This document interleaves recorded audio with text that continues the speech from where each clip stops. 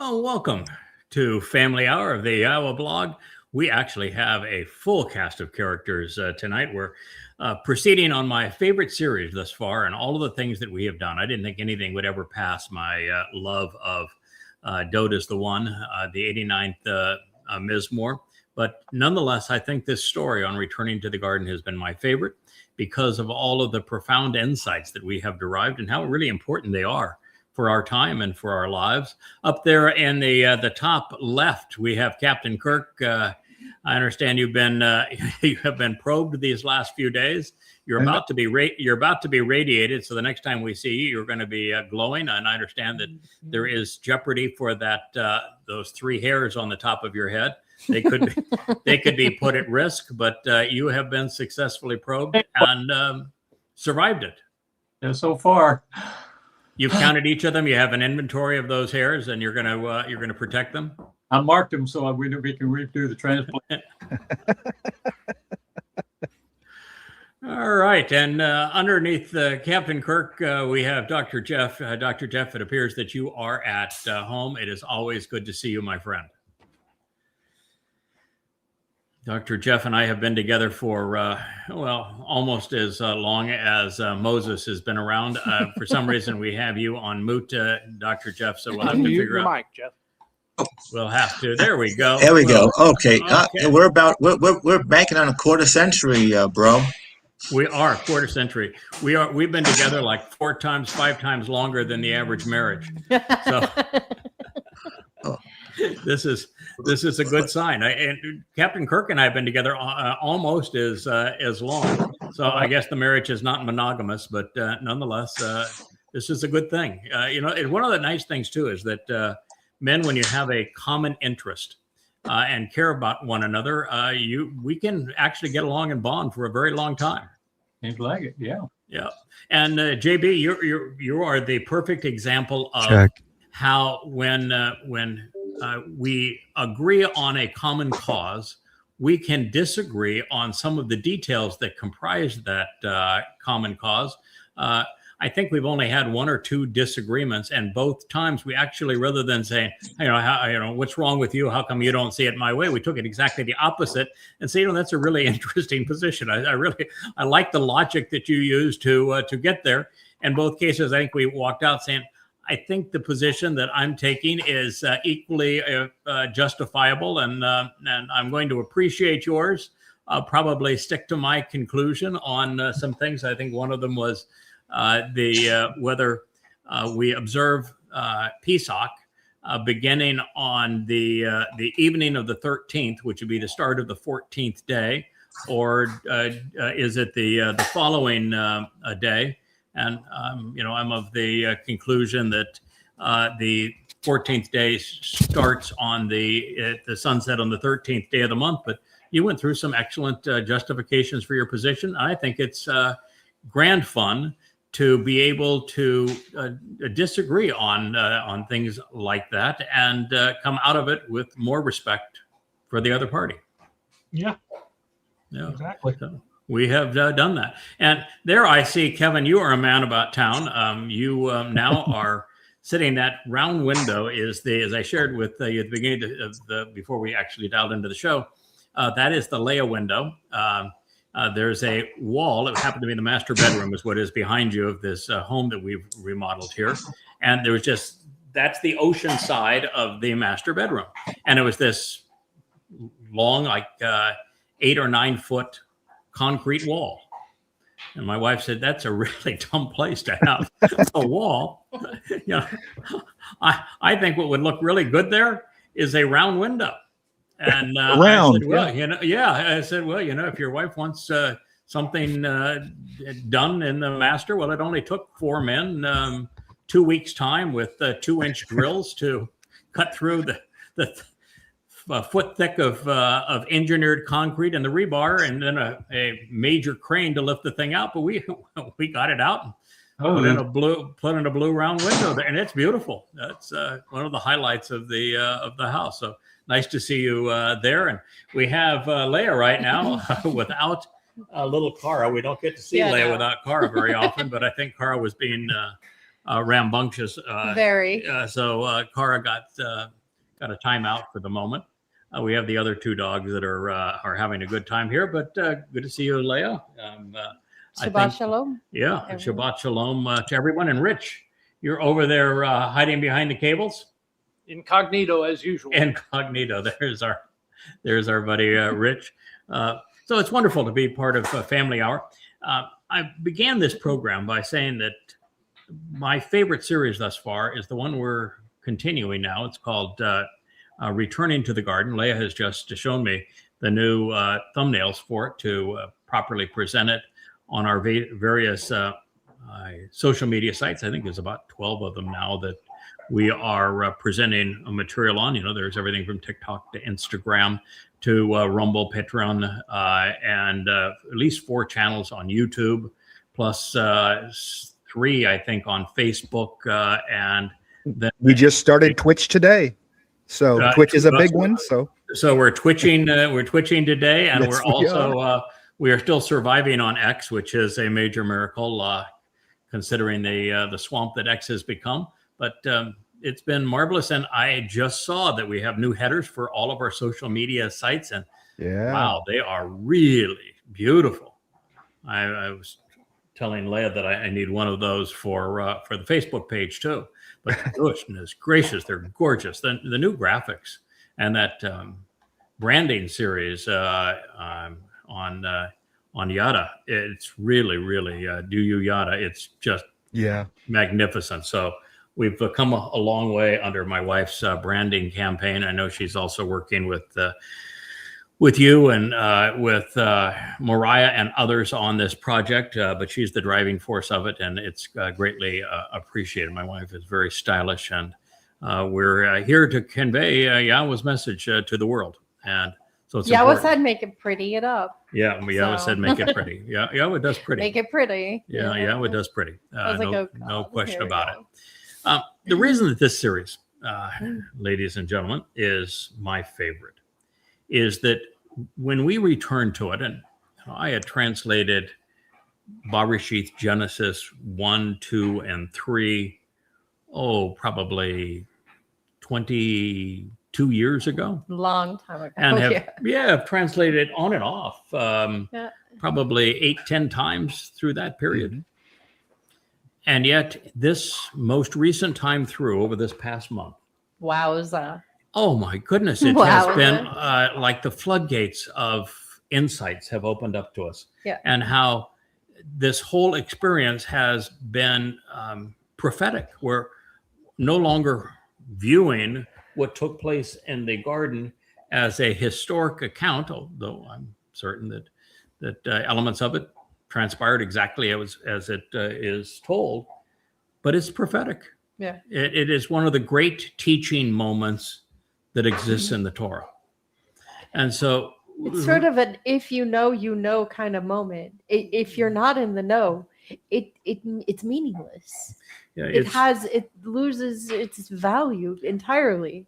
Yeah, it's the realization that we have deduced from what transpired in the garden are all a result of 24 years of 100,000 hours of dedicated research of translations and writing. You know, these books that comprise the YadaYahowah series. So this is the most recent that we have published. Time of Trouble. That's YadaYahowah Volume 9. They're free in their entirety at YadaYah.com. They are sold royalty free at Amazon. I encourage you to buy them. In fact, I just talked to Joe. The last of the books will now be redone and presented, reformatted at Amazon later this evening, early tomorrow morning. So we have completed that milestone, have rebranded the books as Thanks, Joe. had requested. Woo! So thank you, Joe. Joe. And Joe also redid our website, YadaYah.com, so that it really is the first interactive website that blends a library of books, these 35 books that you see around me, all in a flip book format that's really fun Videos, and easy to read. And then in addition to the full library of books presented that way, we have a presentation of the most recent vlogs, the YAHOWAH vlogs. So we have the longs and the shorts. This program will appear shortly after we've done it. So you can literally watch and listen to this program at YadaYah.com without ever leaving the YadaYah.com site. So it's a marvelous way to interact, and you can see all of these programs in one place. And then I wanted to have an interactive capability where we were blending an internet site with the appeal of a blog. So we have the vlog that comes first, which is these video programs, and then we have the blog. And Joe was able to come up with a way of automatically populating the YadaYah.com site with some of our more interesting posts here on, Facebook and on X, and they're automatically populated. So you can see what we're talking about. So I don't think anyone's ever had a blog appear like that on a website, as well as a vlog that appears on the website, as well as a full library of the books that they have written on a website. And then, of course, we have the links to all of these various social media channels. And we probably should, Kevin, just update them and make sure that we have a link to all of them there as well. And then very shortly, we're going to be adding things. We're coming up with an innovative version of the timeline. We're coming up with a video presentation of the timeline, and hopefully something that's a little more interactive and dynamic. Yes. We're also working on countdowns. Yeah, countdown. So we know how much time we have left to each of these important rendezvous. We're the first actually to figure out YAHOWAH's timeline, so we know exactly when everything is going to happen between now and the time that we are readmitted to the garden on October 7th of 2033. And so we'll have some countdowns presented on the website. And again, everything on the YadaYah.com website is free. We don't have a donate to us button. We've never asked anybody for money. We don't take money from anyone. It's all there in its entirety for free. The glossary that you composed, Kirk, is being put into a database now, and we have two really outstanding database managers that are working on it. And then so is a Index. A search of all of the passages of the Torah, prophets, and Psalms that I have translated. Oh, wow. They're being put into a database, and so that will be searchable. And then we're also training an LLM to be able to do an intelligent search of the full database of all of the books. So there'll be really an interesting way to use a artificial intelligence to search the books and to answer questions that people may have. My good friend Joe, who we've been talking about here, is going to come for a couple of week visit. He'll be here in a couple of days, and now that he's finished the books, we're going to turn to enhancing the website. And so we're really grateful that we have all this work being done on the databases and making progress in this regard. We're going to continue to make the website as robust and interesting as can be. So we sure did pull it out of 1992, didn't we? We did certainly update it, and and updated all of the books and everything that is part of it, in keeping with what YAHOWAH had wanted. And of course, the biggest change of all is that all of you guys know that for the last 24 years, I have been devoted to being a translator and a writer. And that's how we've come up with the 25,000 pages of books, of these 35 books that you see around me. And that's been the impetus of the effort over this time. I did have a syndicated radio show called Shattering Myths, 3 hours a day, 5 days a week for a number of years. And then we did the YadaYah radio as a radio blog for a while. But we're just celebrating now our 1 year anniversary on vlogging, which, when you're starting with, us graybeards, and you say, it's time to vlog. Speak to people, That's a young man's game. That is it's a young man's or a woman's game there. But yet it's turned out beautifully. The advantage of the vlogging has been that we can make understanding and communication coterminous. So literally it's just a matter of hours, sometimes days, sometimes concurrent, that an insight that we can derive is instantly shared. And that's really not possible any other way. And we've entered a new realm. For centuries upon centuries, the only way to reliably communicate information, something that Yahweh insisted on, was to convey it in writing. It is by far the most effective way to study, if you're a genuine student of who Yahweh is to read translations of his words and analysis of them. And if you happen to be Jewish and you say, I don't need any stinking translation, I speak and read Hebrew, I would beg to differ with you, because the problems are the rabbis have deceived you. The rabbis have deceived you. The Masoretic text is significantly altered. The diacritical marks are quite misleading. There are names like Yahweh that have been removed from it, and they will lead you astray. And that modern Hebrew and the Hebrew of the Torah are significantly different. And there are aspects of the language of the Torah, including the stems and the moods and the conjugations, that are just very different than the way languages work today, that are brilliant for communicating this message. And so before we move on, may I? Neshama, the rabbis have deceived you. And if you think that you can open a Torah and understand it as it is, you're sadly mistaken. Yeah, it's and they meant to do it. That is not through your head. They meant to do it.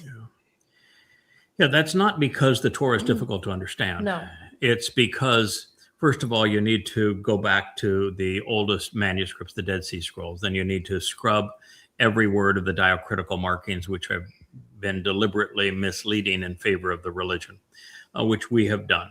And then it's useful to create an amplified translation, so that the full intent that God was communicating is all there for you to consider, because he is a much more robust communicator than any translation gives him credit.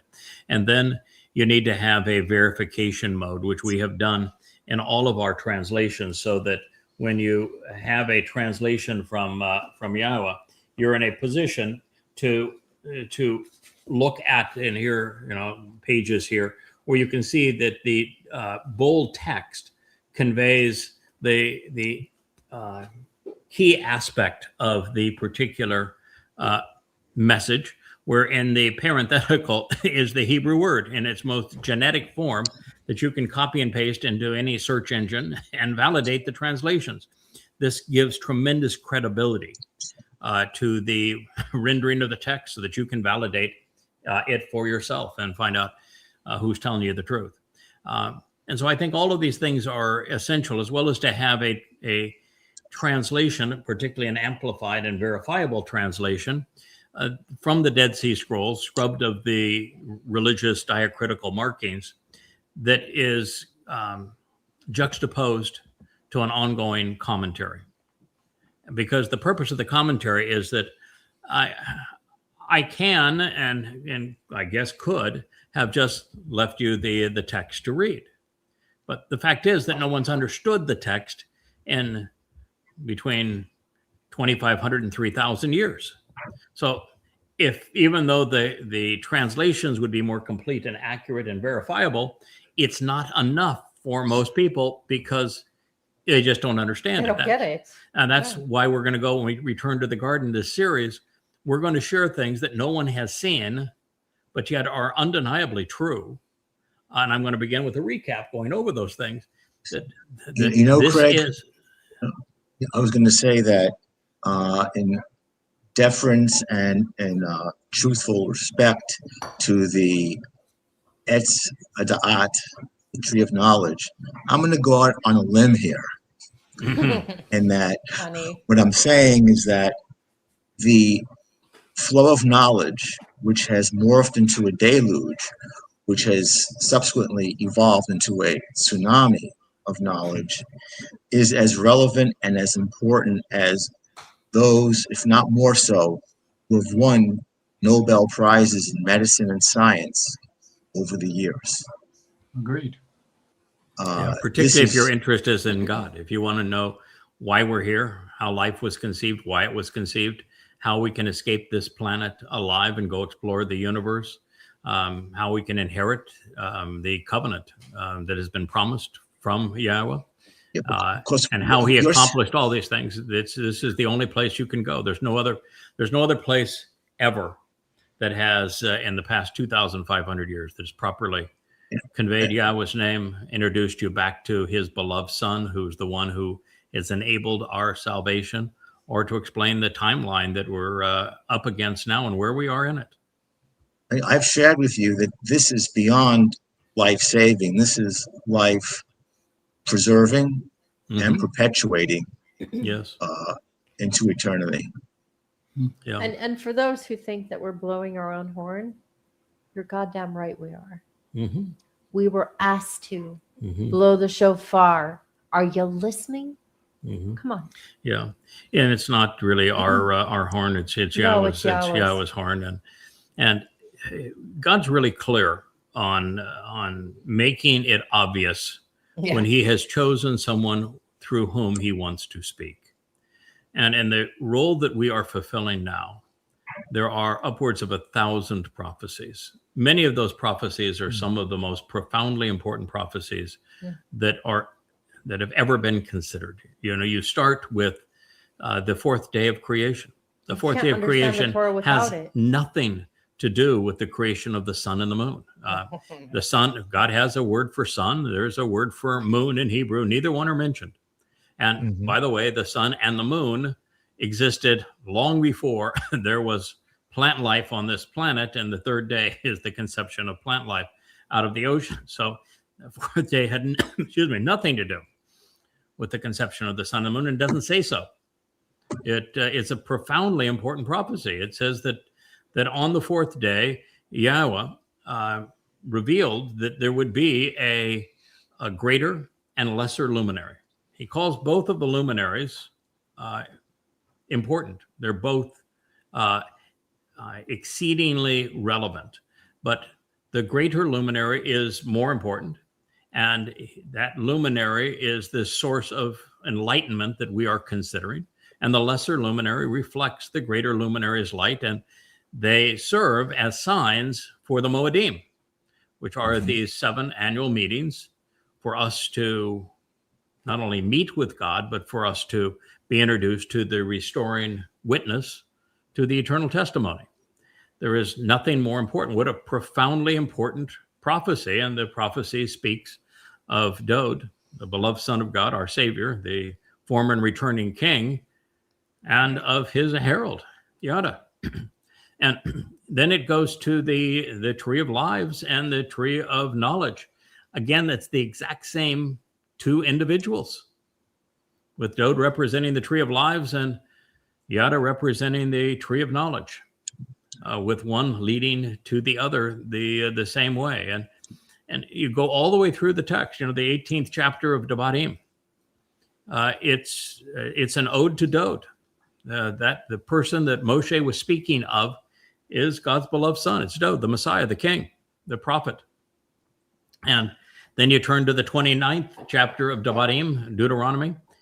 You're introduced to Ha-Nakri, the observant foreigner that makes us all aware of these things. And God introduced both of them and made it very clear that he had chosen Moshe to speak for him about these things, and that these 2 individuals represent the characters that flesh out God's story. They're introduced in the 15th chapter of Numbers as the ram and the bull, and they fulfill the Mow'ed Mikre. The ram fulfills Pesach, Matzah, and Bakudim. The bull fulfills Shabuah and Towrah, and they fulfill Yom Kippurim, which is Dowd's day to return, in collaboration with one another, and they are interlaced branches of the tree of knowledge and lives in the garden, come Sukkah. So God's very clear as to who these individuals will be.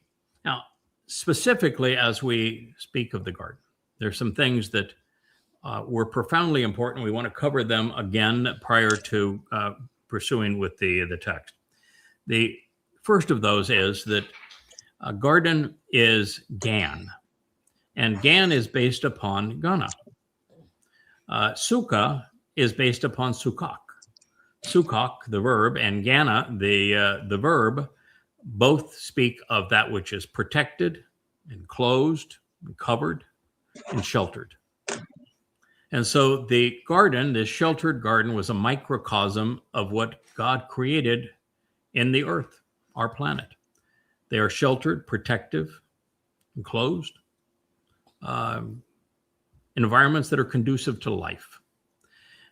We have talked about this considerably, but the fact is, it is highly likely that Earth is the only planet in the universe that is conducive to the kind of life that we're enjoying.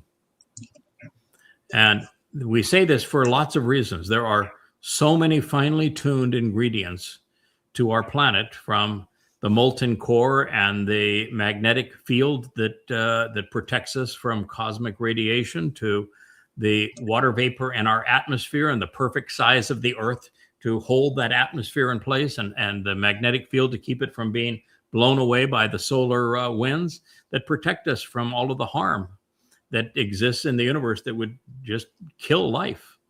You know, the perfect distance away with the perfect orbit from the ideal star, with an ideal sized moon in the ideal place, and an ideal planet the size of Jupiter to suck up and to prevent the constant bombardment of comets and meteorites that would snuff out life on this planet, and the tectonic plates that are necessary, the tides that are necessary. I mean, it just goes on and on and on. The axis of the Earth, all of it, to be conducive to life. And the likelihood that there is another planet that is in the right spot within its galaxy, and the right galaxy, and the right distance from its star, and the right kind of star, and all of the other things that go with it, when you do the math, it's nil. And even if it were not nil, and it is, we are never getting off this planet. And yeah, we can go to the moon, big whoop. If the vanity project remains and the economy doesn't collapse within the next 3 years, which both are possible, that in fact it's likely that the U.S. economy will collapse, then there may be a vanity trip to Mars, but no one's going to live there, and no one's coming back. Yeah. So it's only a place to die. And so this is it. I mean, they're bragging now that there may be a habitable planet around Proxima Centauri. It's not possible. Proxima Centauri is a red dwarf. They're not stable enough. The planet's 4 times the size of the Earth. It's not going to happen. And let's just pretend that it was possible. It would only take you like 40,000 years to get there. You know.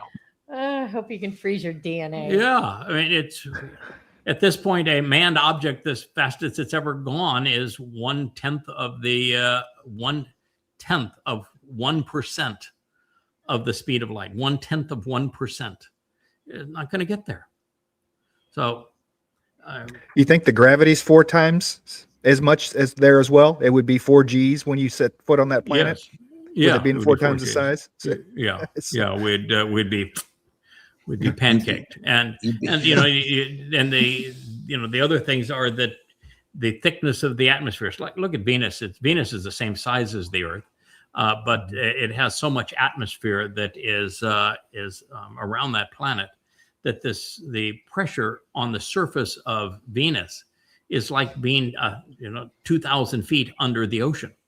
Where you'd be compressed to nothing. I mean, you wouldn't breathe for a nanosecond.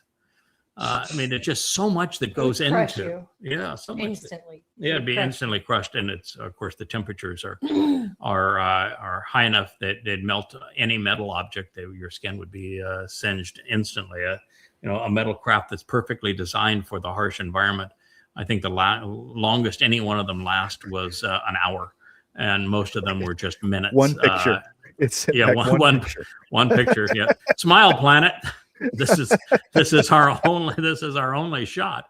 But Mars isn't much different. They keep on showing pictures of Mars with all of these beautiful habitats, and they're all glass enclosures, and they have these panoramic views, and they're terraforming and planting crops outside. The soil is completely toxic. The only way that you could survive on Mars is in a hole in the ground. And there is zero chance that you could have a metal building or a glass building, because the radiation would just go right through it. So if you have to live in a hole in the ground and you can't use the soil, and you have no access to water, you have no access to oxygen, the gravity is so light there, a third of Earth, that your bones and your heart would all decay very quickly. What's the point? Who are we kidding? And you're never going to generate an atmosphere. You're never going to be able to spend any amount of time on the surface. You're going to die there if you didn't die en route. So it's just utter nonsense that there is an option for us off of this planet. And the way we're going right now with war. Did you gentlemen see what came out of NATO yesterday? No. Oh my! I've been saying to very little fanfare for even from me, I didn't believe it. Yeah, for 15 years now, way back in the Shattering Myths days, I recognized that Ukraine was a bribery-oriented state that could not Very survive correct. on its own. That it was you had to constantly supply money because of the bribery and graft that was in the Ukraine. And I began to notice how the International Monetary Fund was vying for supplying that gravy train of cash, and the IMF wouldn't do that unless somebody's being manipulative and wanted to take. But the before Ukraine. that, it was Russia's welfare child. Yeah, it was Russia's Absolutely. welfare child, and Russia could do that because they had the pipelines, and they could reclaim the interest on the debt through transit fees on those pipelines. But the IMF wanted it, and so they replaced Russia. And then I watched as NATO continued to encroach, and I said, "This is going to be a disaster." And I've been sharing ever since that. Nuland, the Secretary of State or Assistant Secretary of State, is on vocals recorded talking about regime change. That John McCain, who I knew personally, and I didn't doubt the Americans were involved. What I doubted, the Europeans, I didn't think they were involved. Who? The EU. no, I didn't think they were involved. The EU was not involved. It's just the United States. The United States. This is the release, is that the documents that were the original plan, written by American statesmen, the CIA and the neocons under George Bush, wrote the plan of how they would use the encroachment of NATO to create a war against Russia, and then at the same time perpetrate regime change in Russia to destabilize Putin. And carve Russia up so that it was a bunch of rump states that the United States could control and could seize the mineral rights and the wealth of Russia for itself. And the whole dossier of what we were going to do to Russia to carve it up and steal it was released. Official NATO US documents. Yep. And it affirms everything that I've said all the way along. It was obvious. I mean, you have John McCain and Lindsey Graham actually telling the Ukrainians 2 years before the war began that there's going to be a war. We're using you as the proxy, and we're going to supply you with the weapons, and the target is Russia. Here's your glass of champagne. And yet 80% of Americans think that Russia is the bad guy, and it isn't. They're the victim. And, it's just astonishing that that you can tell people and prove your point, and you can't get through with anybody who's overtly controlled by or influenced by either religion or politics. But I share this because what the United States did is declare war on Russia. And we have done everything we can to push the world towards a nuclear war. And now the UK and now Germany and France are fanning the flames of nuclear war. And so it's important that you learn this stuff now and pay attention, because the world's not going to last much longer. It's got 8 years before it does a complete meltdown, and Yahweh has to intervene to save life on the planet. So you want to be on the right side of this. So Craig, here we, yeah. In your opinion, would you call this the ultimate or most sophisticated false flag type of an operation, which is repeating the playbook which has occurred in the past? Well, the worst of them is tough, because the United States has led upwards of 100 regime change operations, all with negative outcomes since the end of World War II. So the false flag operations led by the United States, the CIA, are numerous. We're now working on Venezuela, but we have done all manner of harm to South and Central America, and European nations and nations around the world. America thinks that it runs the world, and the world is its to do whatever it wants to do with.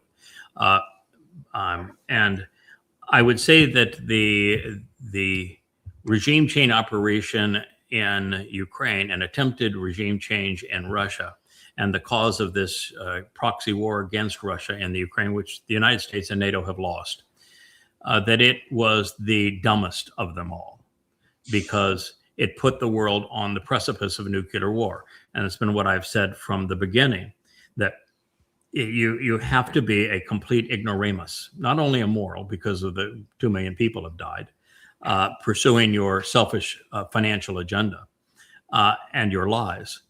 But if the Ukraine and the United States and NATO were to have prevailed, and they would have achieved what they sought out to achieve, which is the destruction of Russia, turning it into a bunch of rump states that could be controlled by the United States, then on the way out, Russia would absolutely engage with nuclear attacks, with nuclear missiles. It was certain.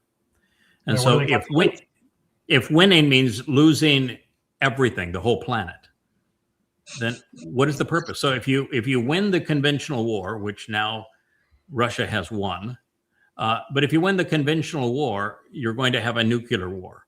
And if you lose the conventional war, you're going to have lots of people dead, and you're going to accomplish nothing and make everything worse, like we destroyed NATO and the United States in the process. I mean, the gravest thing that the United States has done, actually, if you want to know the single biggest mistake of the United States in the last 50 years, is when they stole Russia's sovereign accounts, a couple of $100 billion of Russian assets, because every nation was forced to keep sovereign debt, sovereign assets in dollars, because the United States made a deal with Saudi Arabia.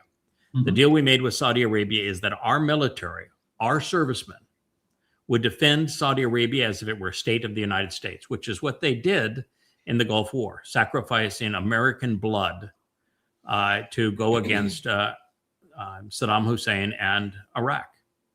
You know, we lost Americans honoring a deal that we made with Saudi Arabia for oil and petrodollars. And so the deal was we would protect our military, the U.S. military, would fight and die protecting Saudi Arabia, so long as Saudi Arabia agreed to sell oil only in US dollars, which means that if you want to buy oil, you have to have a reserve of dollars. And what that has enabled the United States to do is to buy whatever it wants to buy around the world and pay for it in worthless paper, because there's always a market for our worthless paper. So now we have $38 trillion in debt in this worthless paper.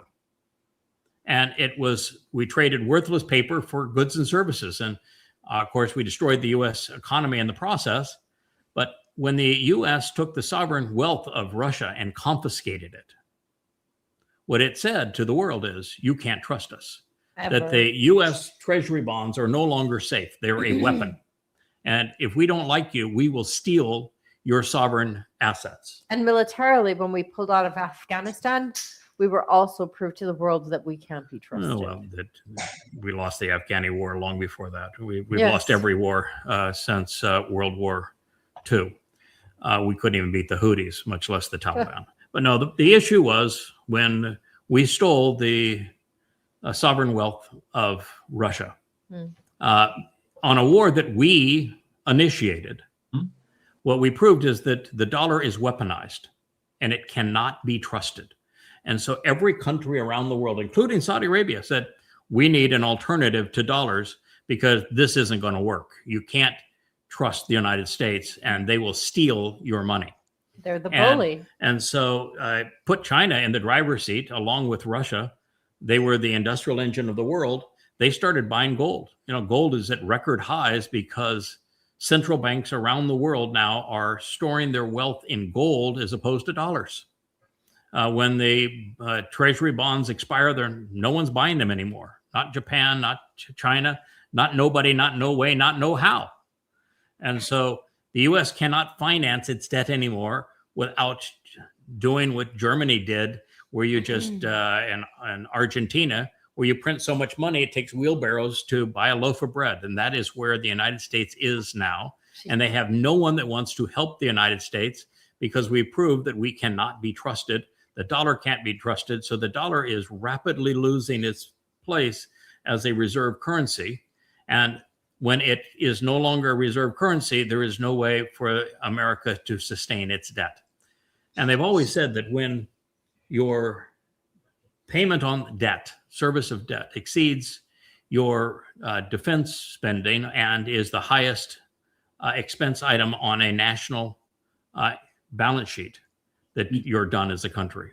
And now the number one item from an expense for the United States is service on the debt of money that we squandered long ago. We are literally funding our military and our economy with funny money that has no value, and it's all going to crash, and we're going to have economic chaos. So, Craig, when will, in your opinion, will the yuan become the reserve currency for the Saudis? When will the Saudis dump the U.S.? Well, the Saudis, MBS is a psychopath, but he's not stupid. Most psychopaths aren't stupid. Some are. We've had one that was trying to screw around with us that is a stupid psychopath. So there are some, but most of psychopaths are fairly bright. Donald Trump is a stupid psychopath, but they vary in intelligence. MBS is actually a fairly smart psychopath. Devious. He has all but abandoned the petrodollar already. He sells all of Saudi Arabia, all of Chinese imports of oil out of Saudi Arabia in the yuan. And he's exporting gold out of Africa by the ton. Yes, illegally. He is building huge gold reserves. Yeah. So is China. China now has, I think, the largest in the world. But Saudi Arabia will sell you oil in any currency you want to buy now. So they no longer honor the petrodollar agreement, but the United States just doubled down, committing the United States military to defend Saudi Arabia against any foe, including Israel. So if Israel and Saudi Arabia got in a war together, the United States is committed to defend Saudi Arabia as opposed to Israel. So that is where we are on all of this, and it's going to come to a crashing halt. Saudi Arabia is not an official BRICS member; it's an unofficial BRICS member, and BRICS now is the driving force in the world. They have replaced SWIFT, so they have an exchange mechanism that bypasses SWIFT, because SWIFT was weaponized by the United States. And because the yuan and other currencies now are gold backed, they returned to gold as opposed to fiat currencies. Those currencies can be trusted. And so the United States is just, it's screwed. And the reason you need to know this is because God's offering you an opportunity to come back into the garden and get our act together. and if you don't accept it, you're going to be part of a world that is literally destroying itself, and it's going to happen in rapid order. Even Warren Buffett came out in one of his hour programs last week and said that it's no longer an if for the United States, and it may not even be a when, because it's going to happen so quickly now that the United States is bankrupt. And this is the way that it's going to deal with its bankruptcy. And he went through all of the points, and it's a frightening situation. Same thing's happening throughout Europe, particularly with France will be the next to go. They can't even pass a budget. But that is where we are. So what God is doing is he is equating the Garden of Eden with the planet Earth. And he's telling us at the end of this 8 years, when man just goes amok, economies fail, and there is world war, and the Muslims do everything they can to destroy Israel. There'll be Alaska flood 2.0, 1,000 times worse. That as a result of all of those things, God is saying that he is going to obliterate everyone who is anti-Semitic. Everyone who is religious will be gone. Judaism, Christianity, Islam, Hinduism. Anyone who is overtly political will be gone. The Marxists, communists, MAGAs will all be obliterated. And all weapons of war will be destroyed. He's going to incinerate all of them on one day. One day is Towrah, and that will be on the 24th of September of 2033. And in place of that, not all over the entire world, there's going to be some places that are still going to be considered bad. And Babylon and Saudi Arabia and in that area, there's going to be a little section there that is the no-go zone, the no-fly zone, if you will. But for the most part, he's going to transform the earth into the conditions experienced in Eden. He even has a plan for Gaza. His plan for Gaza, he sure does. Yeah, is to turn it into Leia's sheep grazing farm. Sheep grazing and paddocks for flocks of sheep. So he's got a plan for the whole thing. And what he's doing is he said emphatically that he is transforming the earth into the conditions experienced in Eden. So we know when it's going to happen. And now we know why it's going to happen. And that is because and the date, by the way, is Sukkah, which is why I shared that with you, that the 6 steps that take us to the destination, the 7th, in the Mow'ed Mikra, take us to Sukkah, which means we're returning to the garden. And the reason that God is bringing us back to the garden is we blew it the first time. Oh, boy, did we blow it. And this is one of the things that I don't think that anyone has ever recognized previously. Everyone wants to blame Eve for taking a bite of the apple and seducing Adam to join her. She didn't seduce Adam. And, no. And there was no Eve. No. So neither of those things happened, and the fact is that. But it doesn't stop them from making it up. Well, mind you, it didn't. The fact of the matter is that the decision pursuant to the fall of man was made well before that occurred, and it was made by Yahweh. Mm-hmm. That Yahweh states that he is responsible for the fall of man. And the fall is the verb. Mm-hmm. And the fall is such an important verb because when Yahweh spoke to Noah and asked him to build the ark to save his family and his and the animals in that region, it was only the region around the Black Sea. When he asked them to do that, who were the people that he regretted having conceived? The Nephilim. Nephilim. Yeah, the Nephilim. And Nephilim is just the plural of Nephal, isn't it? Mm-hmm. So they are the fallen. This is the people that God said, I regret having created man because they had fallen. And in the garden, the instigator for the fall of man is actually Yahweh. And so then we're in a position when you recognize it was Yahweh before Chawa, which was her name. It means to state her position boldly. Before Chahweh took a bite of the fruit from the tree of knowledge and handed it to Adam, God made the decision that he needed to foreclose on this experiment. Yeah. It's such a key point, Craig, is that this is all pre-Chahweh. Pre-Chahweh. Pre-Chahweh. And in another statement, Yah even states lo Chahweh in his verb. Yes.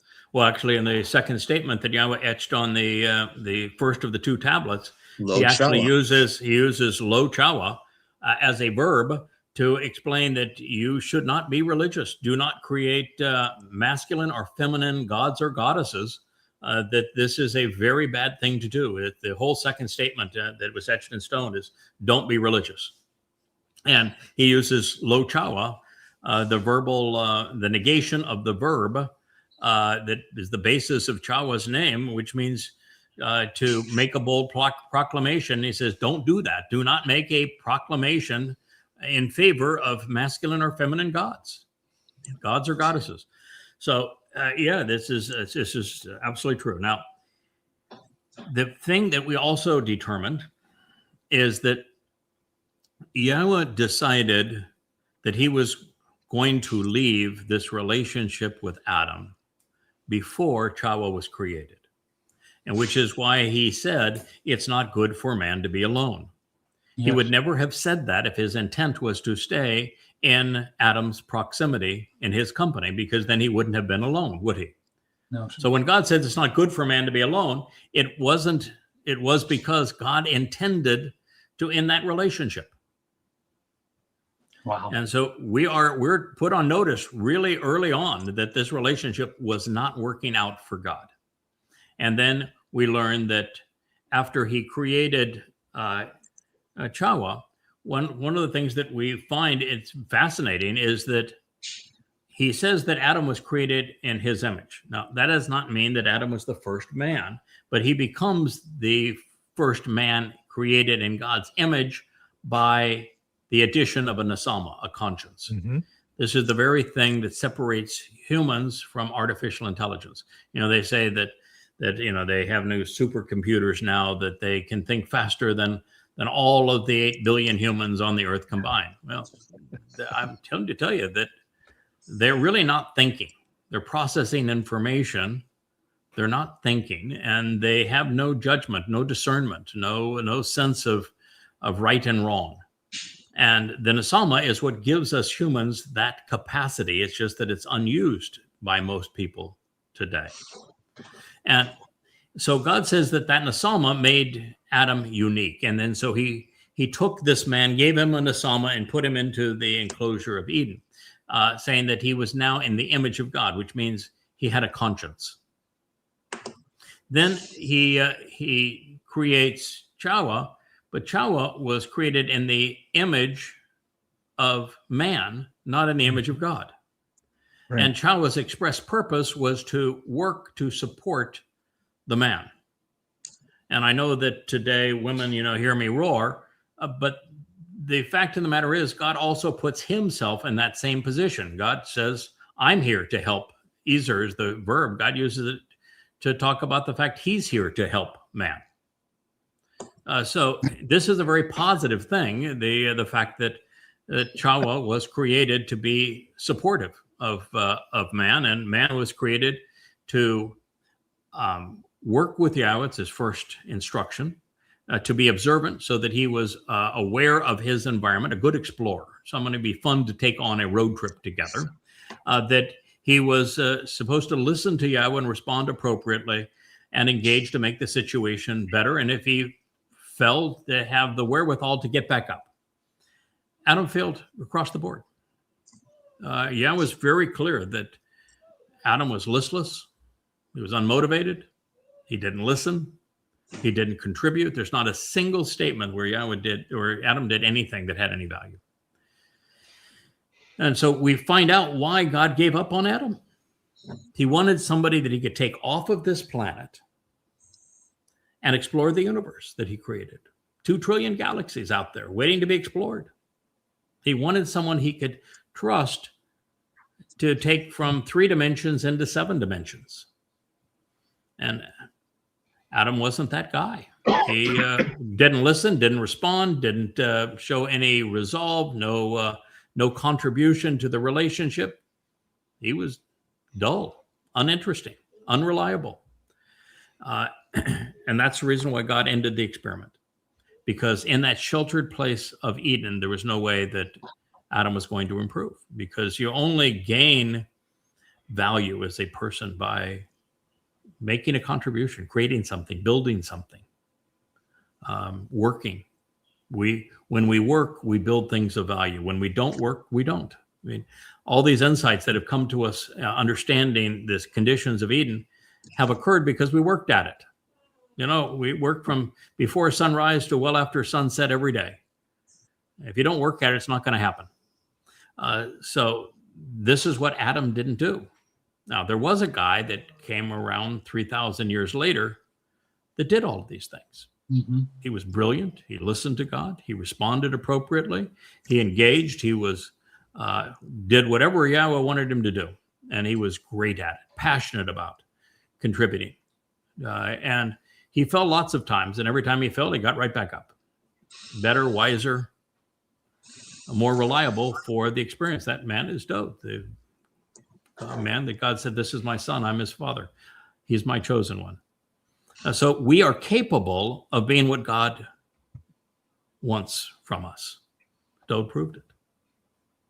Adam did not. So we learned a lot about what was wrong in the garden, which now tells us that when God is taking us back to the garden, he is instructing us as to what we need to do differently if we're going to have this opportunity to leave this protective enclosure suitable for life that we call Earth and go explore the universe with him. And there's 2 trillion galaxies out there. There's only one way you're ever going to see them. And that is when you shed these physical bodies and your soul resides in light and energy. And when that happens, you can explore the entire universe and get from here to there 100 light years away in no time whatsoever.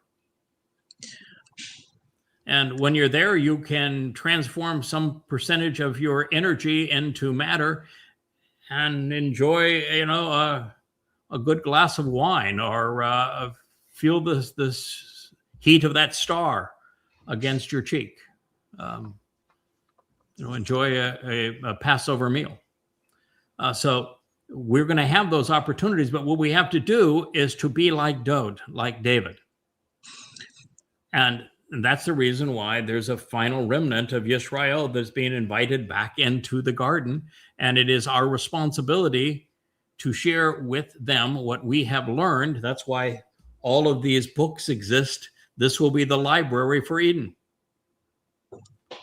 And we will share with them what we have come to know and set an example of what it's like to work, to make a contribution, and to be reliable. We're also going to establish the realization that God's not looking for perfect. Isn't it imperative? Isn't it imperative, Craig? Isn't it imperative, just to everybody, that we learn and grow from the lessons of Adam and Chawah? It was purposeful and by design that they did what they did, so that we would story. We would do it. We would do it differently. And, right. That's the power of this Returning to the Garden series, is so that we understand that Adam and Chawah were wrong. They bored God. They disappointed God. They didn't work. They didn't learn. They didn't listen. They were not observant. And when they stumbled, they didn't get up. They continued to wallow around in their mistake.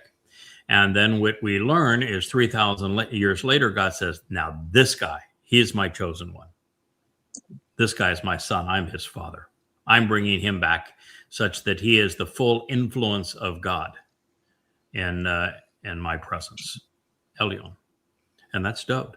So then we have to compare everything we can learn about Dowd David to Adam. And we find out that Dowd is the antithesis of Adam. And so our goal is to communicate to people you need to know about Dowd. You need to respect him. You need to recognize that he fulfilled Pesach, Matzah, and Bakorim. He did what God wanted. Be more Dowd. Yeah. He did what he wanted. He did what was right to do. He was right. He was committed. God called him his Ebed Ani, my coworker. Mm-hmm. And, he was a prophet of the first order. He wrote dissertations on how to observe the Torah. 119th Mizmor, what a spectacular document.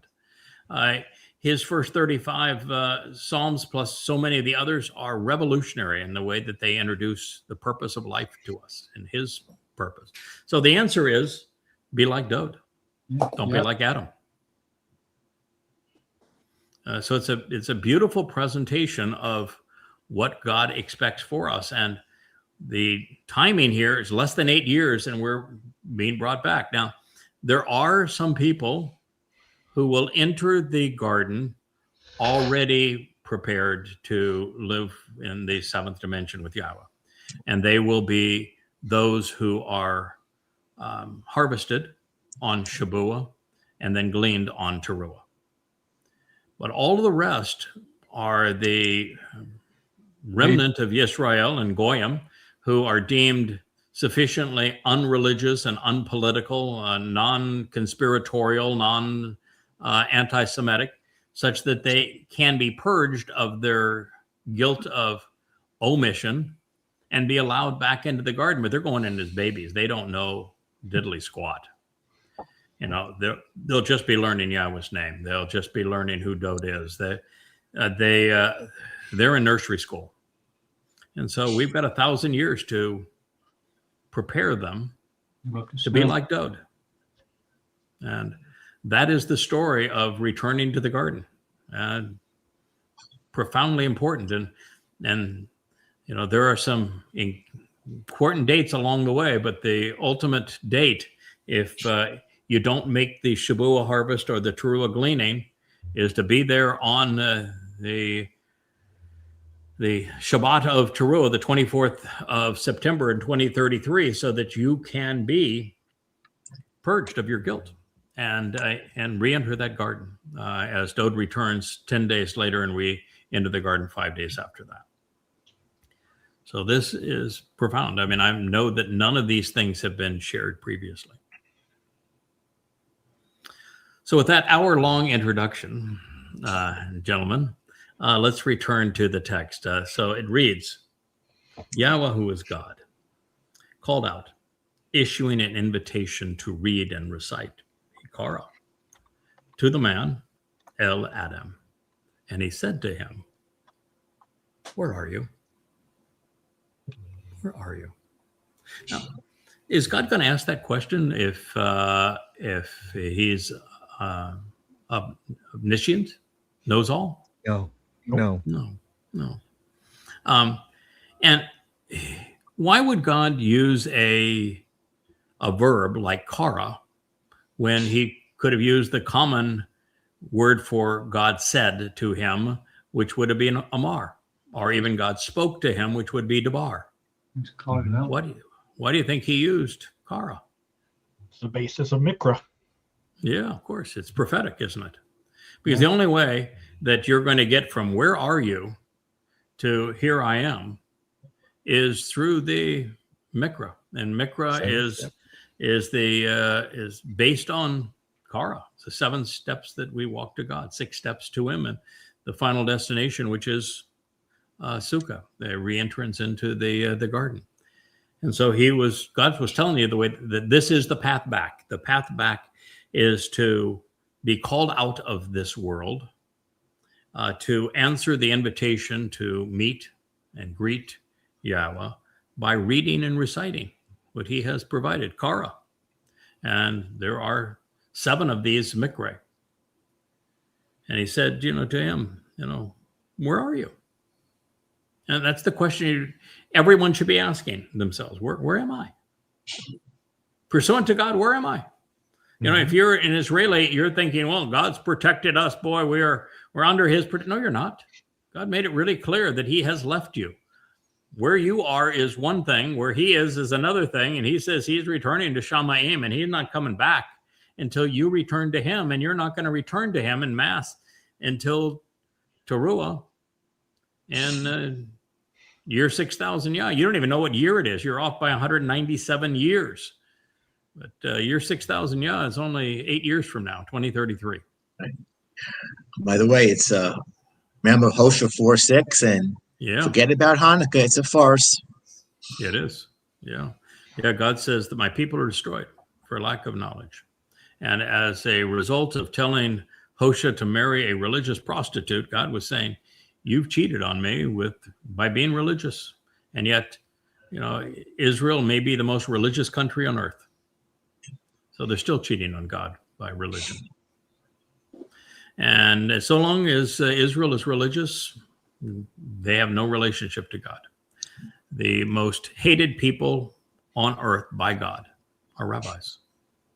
And you might say, well, that's not fair. They must hate Muslims. Yeah, he does. But there would be no Muslims if it weren't for rabbis. They sold Muhammad the Talmud stories that made the Quran come across as a religious document. And you'd say, well, Christians prosecuted and persecuted Jews for 2,000 years. God must hate Christians. Yes, he does. He does. He despises them. He calls Christianity the plague of death. But there'd be no Christianity without rabbis either. They're the ones who trained Paul to cherry pick passages out of the Torah and prophets and twist them to promote a false agenda. Paul was trained as a rabbi.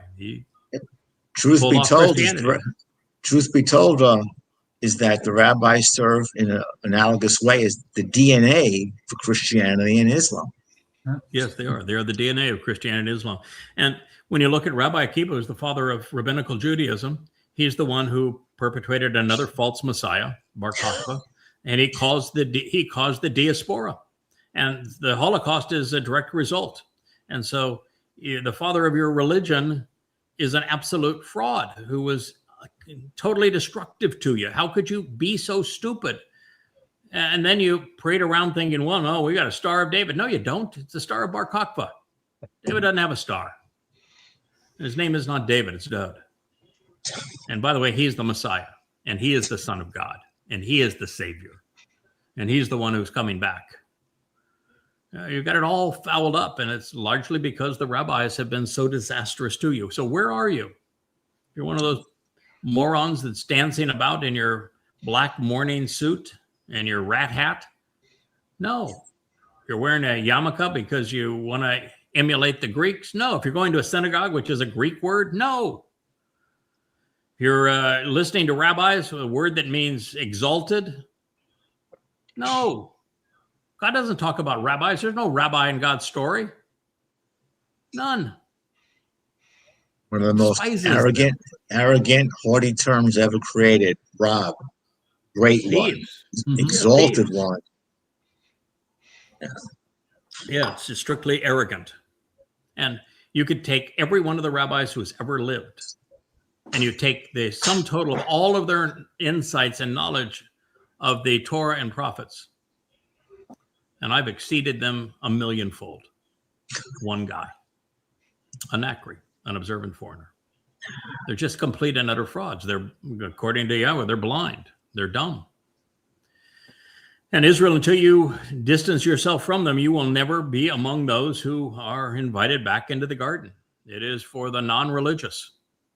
Wasn't any religion there in Eden, was there? No. No politics, no religion, no militaries, no judicial systems. No anti-Semites. No dress code. No dress code. None. Yeah, no dress code. Well, you could wear a smile. Yeah. And that was really because they were comfortable in God's presence until they rebelled against him. Yeah. Become a Yahud and give up the Judaism. It's long overdue. Yeah, where are you? If you call yourself a Jew, you're lost. That's not a word that God would ever use. Even a letter. No, there was not. In fact, the letter Jew, J for Jew, didn't even exist until the 17th century. So you can't be a Jew, not according to the Torah. If you say I'm a I'm a Jew who observes the Torah, I'm saying, no, I'm sorry, you don't, because you wouldn't call yourself a Jew. The term is Yahud. And of course, what is Yahud? It's based on two people's names. Well, a person's name and a really important individual's name. Hello? It's Yahweh and Dowd. Yahud means Yah's beloved. So where are you? If you're political, if you're overtly political, you're overtly religious, whether you're Jewish or not, if you are Goyim or Yehudim, Yisraelite or Gentile, if you're religious, you're overtly political, then where you are is not with YAHOWAH. So it's rather important to understand this. So even after introducing the Ruach and in that last statement, the one that preceded this, we read that there was a spirit of this day, the Ruach of this day. And it was directly associated with the voice of YAHOWAH. And so now that the spirit of YAHOWAH, the Ruach of YAHOWAH has been introduced and the cool voice of YAHOWAH has been introduced, YAHOWAH reminds us that when he speaks, even here, his voice remains masculine, singular. The inclusion of the Ruach does not make God feminine, as there are some who would protest. If it were not already, this is point, game, set, match for the notion of a spirit mom speaking for anyone. We finally meet the Ruach, and YAHOWAH still speaks in masculine singular voice. So in this case, the verb kara, which in the imperfect conjugation is deployed to invite mankind to return to God, no matter how long it takes. There's an open invitation. That's why it was written in the imperfect conjugation. Also by kara, reading and reciting the words inscribed within the Tree of Knowledge. YadaYahowah is the Tree of Knowledge. The Choder, who has the 7 spirits of YAHOWAH. The Choder is identified in the 11th chapter by YAHOWAH himself of Isaiah as the Tree of Knowledge. He makes it emphatic that the Choder, which is a stem that is sheresh rooted and parah fruitful and productive, a netzir, an observant branch, is in fact the etz dayath, the Tree of Knowledge. So God is saying that if you want to respond to him, be called out of this world, you need to turn to and read this Tree of Knowledge, YadaYahowah, that has been provided for you. So we find God summoning us to meet on common ground. Kara serves as the verbal root of Mikra, which we have discussed. And it's the title ascribed to the 7 annual occasions to be called out and meet with God. And sadly, even in Judaism, these are not observed. They've turned Passover into a 7-day holiday, and Passover is not a 7-day holiday. How many days, JB, is Passover observed? 1 day. 1 day. How many days is matzah observed? 7. 7. And so Pesach is just the first day of matzah, isn't it? Yep. And they don't understand that. They don't even observe matzah. Matzah is just an ingredient. But matzah is the stem, the essential day, is it not? Yep. And without matzah opening the doorway to life is a negative, because you become immortal if you celebrate Passover, but you're eternally separated from God because you're still slathered with religious guilt if you don't observe matzah. And so it's really counterproductive. And so the rabbis have turned their religion into a disaster for God's people. You celebrate Passover, you don't observe matzah, your soul becomes eternally separated from God. That place is called Sheol. It can't even go. It can't even get to first. It can't even get to first base, because in order to have, ultimately, what's most useful is binah, which is, I know, a favorite term of ours, is to make the connections, beginning with the 4th day of creation, but throughout the whole Torah, Prophet, and Psalms, binah, and without it, you can't figure it out. Yeah, it's like the rabbis are anti-Binah. It's one of the things we've been talking about, Jeff, is that you could present, and you tried to do this, JB, as I did once. You can present more accurate and complete renderings of God's testimony based upon the oldest manuscripts, and people might know what God said. But knowing is not even 1% of the journey. Mm-hmm. Understanding is what matters. And you can't understand until you know, but knowing is all about Binah, making these connections. Byen and Binah, when it's associated with the Spirit, is making the connections necessary to comprehend. And that's what we're doing now. We're sharing an understanding of these situations. So it should be obvious here, but the fact is that the Etz Chaim fulfilled. This is the tree of lives. It's plural of life. Chai is life. Chaim would be plural lives. And the man representing the Etz Chaim, the greater luminary, fulfilled the first three Mow'ed Mikre, adding to our lives. He opened the door to life by being crucified on Passover, just as he told us he would 1,000 years in advance of enduring it. And the Etz Dayath, he will fulfill the next two Moedim, providing the knowledge to cultivate those harvests of Shavua and Towrah, enabling both of those ingatherings. And then Dowd will return on the 6th Mikre of Kippurim. Yada will resume his role providing instruction in the garden during the 7th Mow'ed of Sukkah, and will be accompanied by the cast of characters we see here, harvesting and sharing that fruit. We will work together as a team. And the team is comprised of 8 people because God's schedule contains an 8th day. This is the time that we're released to go off and explore the universe. Noah started over with 8. Yes, he did.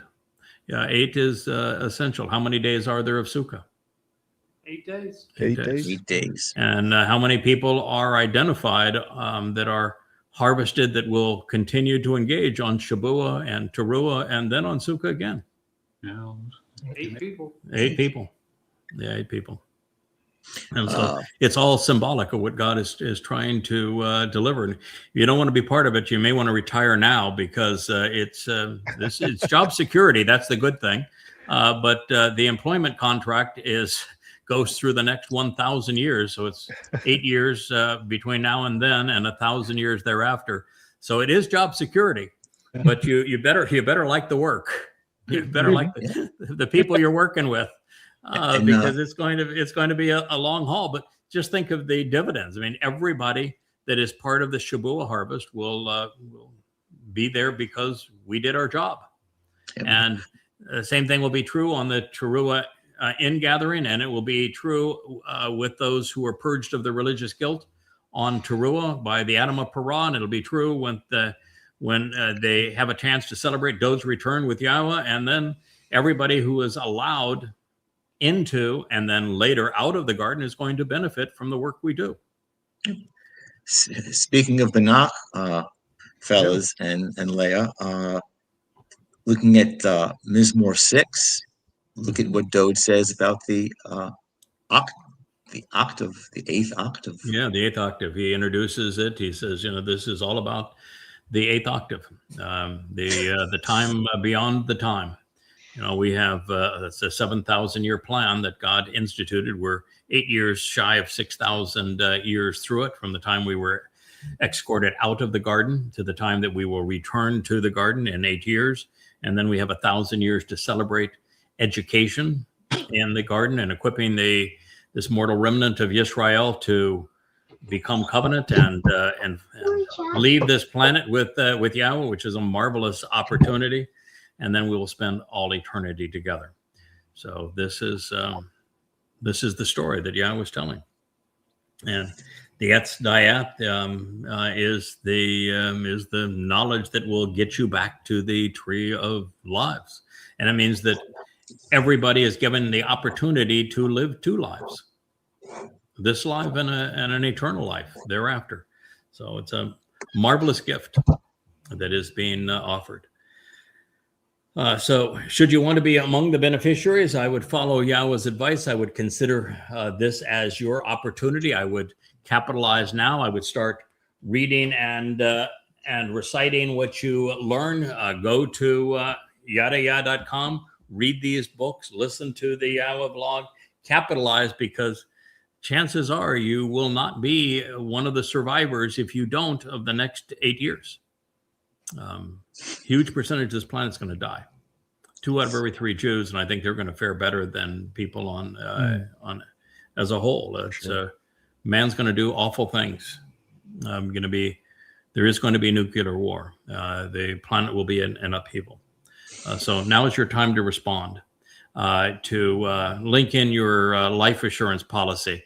Kevin, you and I were talking about the fact that I've gone now 12 years without health insurance. I used to have it back in the time I had my farm, and when I sold it to my ex, I've gone all of this time without it. I tried 1 year of Obamacare, and it was horrendous. And I said, I think I'd rather face the consequence than have to endure any of this nonsense. But I have a better plan than health insurance. I have life assurance. And it's worked out marvelously. I've never regretted a moment of it under this circumstance. And Yah doesn't charge a premium. Yes. No deductibles. No deductible. No deductible. Absolutely no deductible, and no premium. He does expect you to work and make a contribution. So it's not totally free. You're going to be a worker. You're going to make a contribution to the whole thing, but you're going to gain more from your contribution than anybody else. So even that works out, and the dividends are great. So if you contribute, which we're going to have contributed 1,000 years here, plus by that time I'll have had 40 in. You get infinite number of years back, so it's a pretty good dividend. I would say it's a really nice return on investment. As Kevin says, just a parody off that is that it's not deductible; it's an inductible. It's an inductible, yeah, it is. Yeah, no matter how hard we work and dedicate ourselves to Yahweh, He is more dedicated to us than we possibly can be to Him. As much as we work for Him, He works harder for us. He made the decision long ago that He was going to accomplish everything that was meaningful through the people He had created. And He finds it interesting. He finds us interesting. I think I mentioned earlier that God's not looking for perfection, but He is looking for devotion. And by devotion, it's not praying to Him. It's not worshiping. It's devotion is dedication. A willingness to make a contribution to work, and when you stumble, get up. But the reason God's not interested in perfection is it would be boring as all get out. It'd be a different version of the garden, but I don't think that Adam was created flawed, and so he would have been as perfect as a human being could possibly be, with perfect genome and all that sort of thing, and probably perfect diction and the like. And yet he was totally boring to God. So God's not looking for perfection. Look at Dowd, God's chosen one, His beloved. He was the antithesis of perfect, right? But he was right with God and vindicated by God and is our Savior. And so it tells you that God is looking for interesting, intelligent, devoted, dedicated, willing to work, responsive, observant, reliable. But certainly not perfect. And this is something that the religious in particular stumble on. Even those who are covenant but have come out of religion, they still stumble on this. We see it all the time with people like when God chooses to speak through someone, even as a prophet. And I make the comment, that just because they're a prophet doesn't mean that everything they say is correct. And they just say, whoa, how's that possible? They have to be perfect. No, they don't. Moshe was the greatest of the Nabi, the prophets. And I'm going to tell you for certain, he said some stuff that was really regrettable. When he had the meltdown and tell Yahweh, you might as well kill me because these people are impossible. Or when Yahweh had to convince his wife to circumcise his son because Moshe didn't get around to it. I mean, Moshe was not perfect by any stretch of the imagination. And we know the greatest man who's ever lived, Dowd, boy, did he make his share of mistakes and admitted them, but he grew from them. And that so was God's exemplified in in 2 Sam 6, as we've elaborated multiple times. 2 Sam 6 demonstrates that in over and over again. Yes. And in 2 Sam 6, Dowd got upset with Yahweh and gave up on the transport of the Ark of the Covenant into Jerusalem because a man that was renamed a woman, the first transgender operation, I guess, in history, God killed when he interfered with the transport of the Ark of the Covenant. It was being pulled by a bull, and the bull is God's symbol of the last sacrifice of the man who serves as the Adam of Towrah, this man from Edom. And so he interfered with that and tried to grab control of the ark. And God says, no. I'm trying to show you prophetically what's going to happen, and you're interfering with it. You're dead. We're not going to. This is life and death for the planet, and we're certainly not going to risk that for one guy that now is a woman trying to assert her influence. You're dead.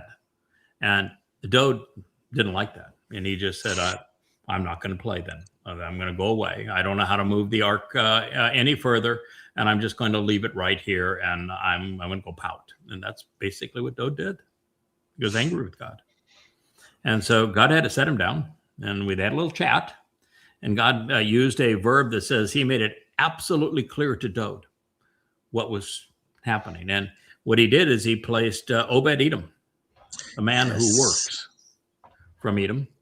It's a cognate of not only work, but of Adam and the Adam of Towrah. And he had this man supervise the transport of the Ark of the Covenant into Jerusalem. And when Dowd saw that God had arranged Obed-Edom to handle this, and he recognized this was prophetic of what's going to happen in the end, because as Yahshua says, the man from Edom is going to save many. And he is the final Zeroah. He is the one cultivating this harvest. And he is the Adam of Towrah, this bloody red man of the earth who is a productive bull. That Dowd says, oh, okay, well, Yahweh's going to reposition this ark for me. And therefore, I can celebrate that he has provided someone to do what needs to be done, that's going to bring the Ark of the Covenant into the proper place under the tent of the restoring witness on the Temple Mount, so that when I return as king on Kippurim, it's there for me to anoint the mercy seat of the Ark of the Covenant. And that bull is going to supply the blood to anoint the mercy seat of the Ark of the Covenant. And also that bull is going to prepare the remnant of Yisrael so that they can welcome me and my father Yahweh home. When God explained the story, he decided to celebrate.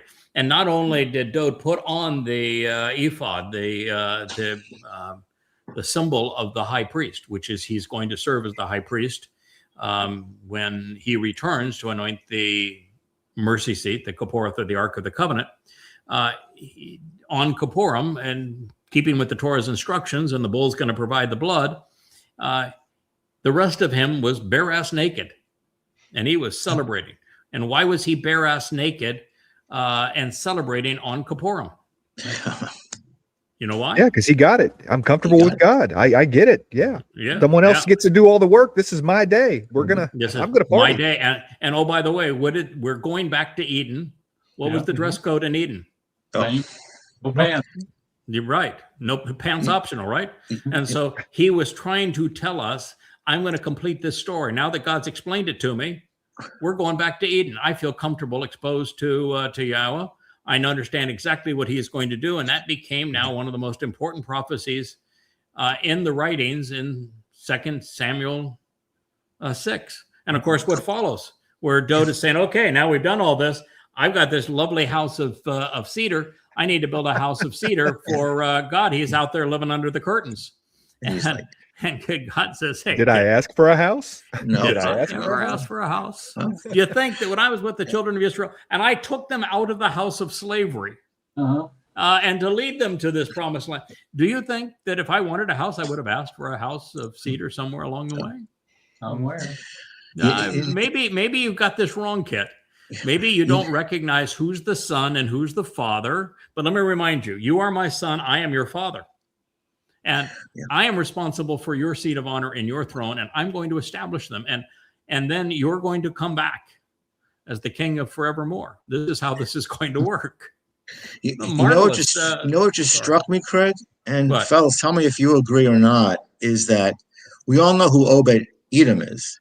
But for the second time that I can recall, on Yom Teruah, you have a solar eclipse.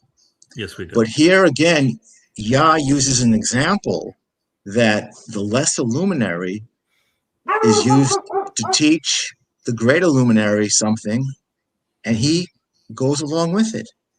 Yeah, in this case, the lesser and greater luminary, one of the things that I was unaware of until I just retranslated it, is that the lesser luminary isn't just presented as the Katan Mayor, the lesser luminary. God actually begins the discussion by saying both of the luminaries, they're great. So the greater luminary is great, but the lesser luminary, from God's point of view, he is worthy. He is important to God's story, and he says so. And so what you're talking about here is that just because the lesser luminary is the choder, which is the stem, and Dowd's the shamach, the big branch, and that Dowd is the king and the Yada is his herald, it doesn't mean that they don't have a collaboration.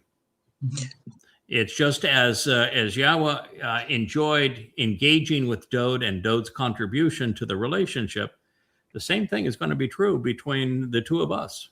I'm not going to be just a megaphone for the king's pronouncements. There will be times where I'll say, hey, Dowd, we went through this once before, and I've thought this one through, and I think you may want to play it this way. You're king, you get to make the call, but maybe you want to think this one through. I think there's a better way to go. And Obed-Edom played that role with Dowd. And you look at Yeshayah, the great prophet, when he sees the man from Edom, dressed in red, who saves many. Yeshayah, Isaiah is ecstatic. He says, that's my Zeroah. That's the guy that is harvesting everything that I have planted and cultivated. And he is ecstatic. He says, he's in that wine vat with me. Oh, by the way, that wine vat is the same wine vat that's associated with Obed-Edom in that story. He is from the wine vat. And then Yeshayah says, oh, yeah, he is right there in that wine vat with me. And I've been doing this all alone, and now I have a coworker. And so just as the man from Edom is the coworker of Yeshayah, Isaiah, he is also the coworker of Dowd. Just as Dowd is the co-worker of Yahweh, Dowd's no dummy. If he can be the co-worker of Yahweh, and Yahweh can delegate management of the universe through Dowd, which is his intent, then Dowd's going to delegate too. And by the way, leader surrounds themselves with yes men. They want people who are going to challenge them when they think they're wrong. When I introduced you in this program, and I said one of the things that I liked most about our relationship is that you not only were comfortable challenging a conclusion that I had drawn, but that you did so in a way that once we worked through our differences, we had more respect for one another rather than less. Yeah. That's exactly how that relationship's supposed to work. What's amazing is, just like you're saying with JB, Dowd got it. He learned and he accepted it and he took it and he was better for the better for it. And the synergy is just amazing. Yeah, it was more reliable, more confident. Having overcome a mistake, he was more reliable and more confident and more capable than he ever would have been without the mistake, which again affirms that God is not looking for perfect. He's looking for interesting. He's looking for committed. He's looking for confident. He likes Gabor. I mean, you can tell the things that he likes. He likes Chokmah. He's fond of Chokmah. He doesn't want dummies. He gave us an Asama so we can be Chokmah. That means intelligent. He likes Byen, and he gives us this ability to transition from knowing to understanding by making the necessary connections. Dowd was spectacular at it. He did. And doing that, you can become Sadak, right, which Dowd was. Absolutely. And as opposed to militarism, Dowd did not pull rank. He accepted the correction and the instruction. He did, always, and appropriately, and grew as a result of it. But Dowd was no pacifist. He wasn't, humbly, modestly accepting the correction. He was bold about it. When he disagreed with God, he said, "No, I don't like that." And then when he agreed, dancing with the ephod, bare ass naked, and when his wife Michael challenged him and said, "No, you don't. You're a fraud. You don't actually represent any of these things you're claiming. All of the stuff that you claim is special between you and Yahweh, and that He has chosen you for all these things. You're lying. You're not anything near what you claim to be. You're not kabod. That's for darn sure. You've embarrassed yourselves even with the concubines." And Dowd said, "Okay, well, you think I've embarrassed myself with the concubines? I'm not kabod. Then since you've mentioned the concubines, so I'll go meet with the concubines now, and we'll let them decide if I'm kabod or not." Yep. It's that takes some confidence. You don't pull that off without some moxie. I mean, that's at the level of Eliah when you're in front of the king, and the king says, "You are the great troubler of Israel," and you come right back and said, "No, I'm not the troubler of Israel. You're the troubler of Israel."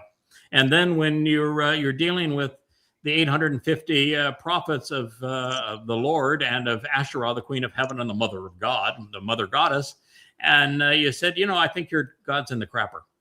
Let's give him some time. All gods have to take a crap every once in a while, and maybe that's where your God is."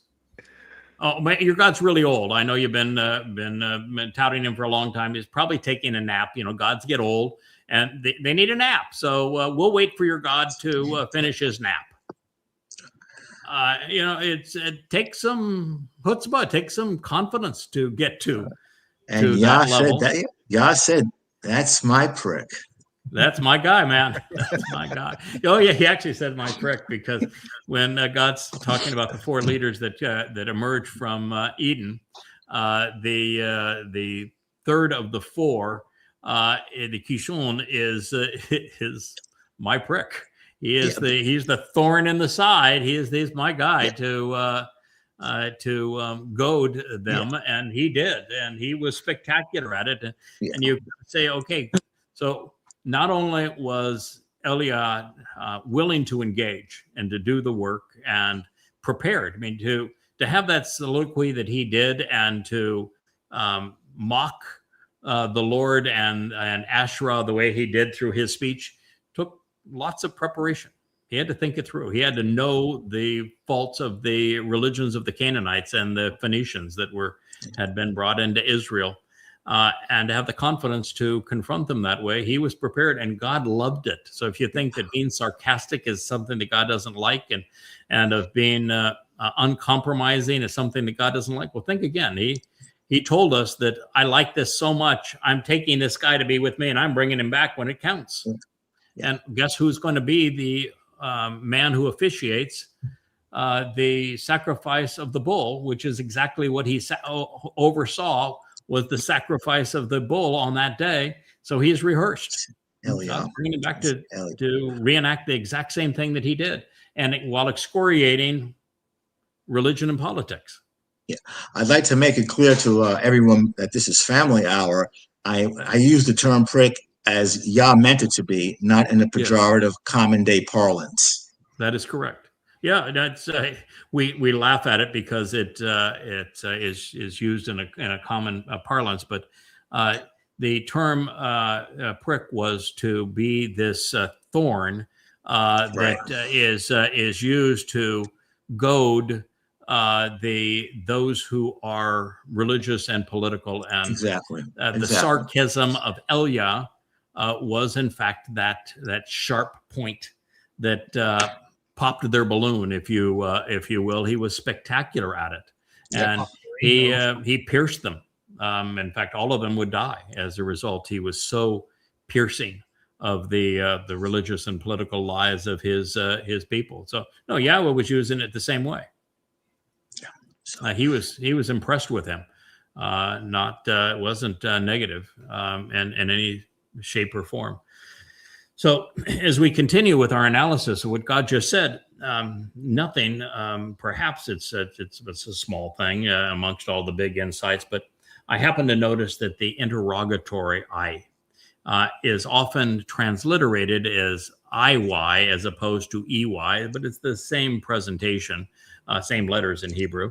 And it does more than just ask where or which one or why questions, which is how I translated in the previous statement. And it seeks actually to find the reason behind certain events, but it also designates an island. An eye is an island, a relatively small piece of land surrounded by water.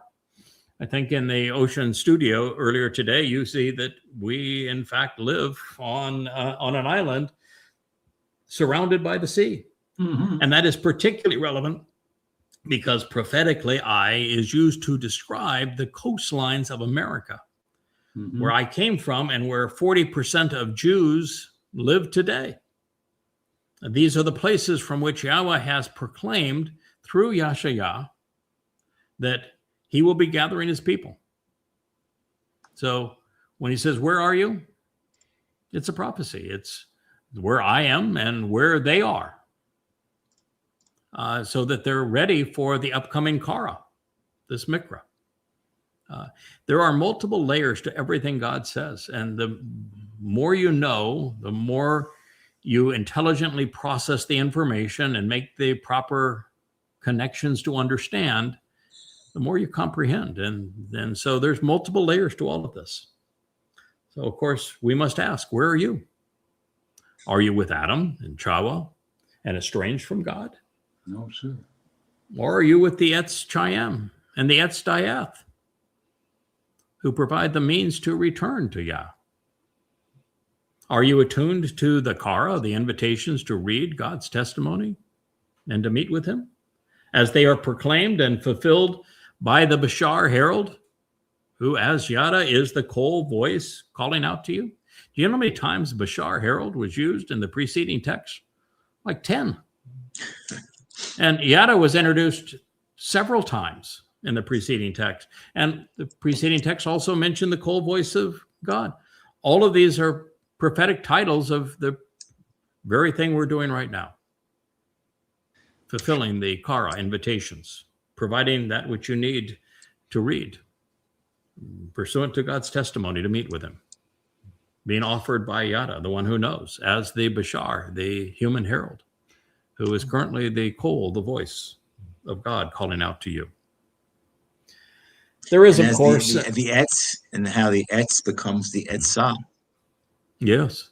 How the it's profound. There are so many words. Adam and Adamah. You add to Adam with Adamah to make it the bloody red man of the earth, as opposed to just man.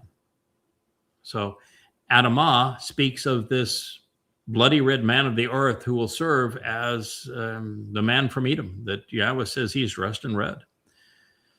And he's going to save many. And then the Adamah Parah is the one that is considered to be the red heifer, and he's not a girly cow. It means the Parah is another one of these. It's par, and as Parah, it goes from bull to productive and fruitful bull. And so Adam and Adamah, par and Parah, are examples of the same thing that Etzah and Etz represent. As Etz, it's a tree. As Etzah, it's the means to provide counsel and advice on the entirety of the story, framing everything that God is presented to us in this portrait of life. so that you're in a position where you can respond appropriately. That is why it's the ruach of Etzah, pursuant to the Choder, as he becomes the Dayath, the ruach of Dayath of the tree of knowledge. And so you are correct. There is far more than simply going from masculine to feminine in these things. In fact, there's probably nothing associated with the feminine at all with them. It's just the expansion of what they represent when you go from Adam to Adamah, Par to Parah, and this is particularly important because it's the Adamah Parah. And you do the same the thing with Etz to Etzah. Yeah. Circling back to Byen and Binah, it's the same. Yeah, Byen becomes Binah when it's enabled by the Ruach of YAHOWAH. And Chakma is already given that full implication of the ending. But what is the ending? It's when you have the suffix of the there you go. Standing up, reaching up, pointing up to man. In fact, the letter is literally defined as pay attention, as behold. And so that H at the end, the hey, is there's an observant man, standing up, not bowed down, reaching up, engaged. Not his hands are not out. He's not asking for money, not asking for a handout. His hands are up, reaching up, pointing up to God. And so this is a man standing up for God, reaching up to God, looking up to God, encouraging you to pay attention to God, is the difference between Adam and Adamah, between Par and Parah, between Etz and Etzah.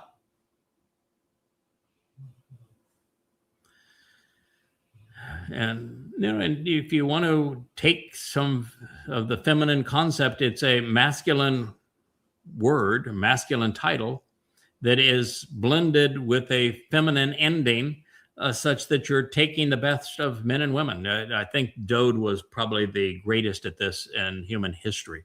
He was a man that was full intellectually and also full emotionally. He was the epitome of heart and head. I don't see myself in that same capacity. I'm far more head than I am heart. But Dowd, I think, is a man who was probably 80% head and 20% heart, and I might be 90-10. But that is what that ending would also be. It blend the best of what God would say about women being more emotional, which is a very important thing. Love is an emotion. And man being more cerebral, that's a very important thing.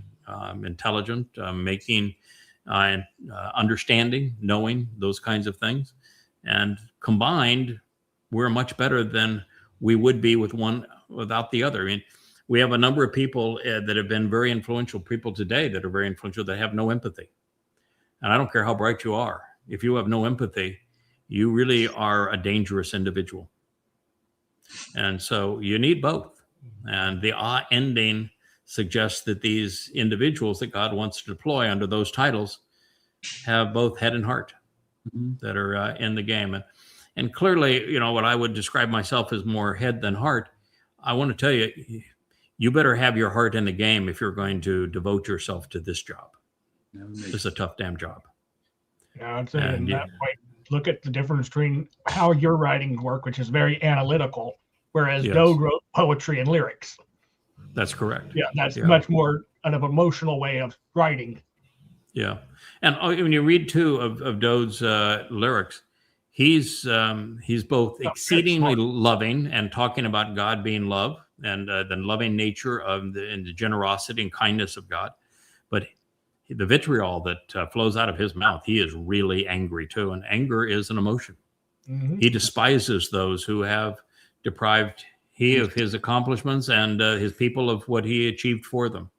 And so Dowd's poetry, his songs, his lyrics, his prose is very emotionally charged.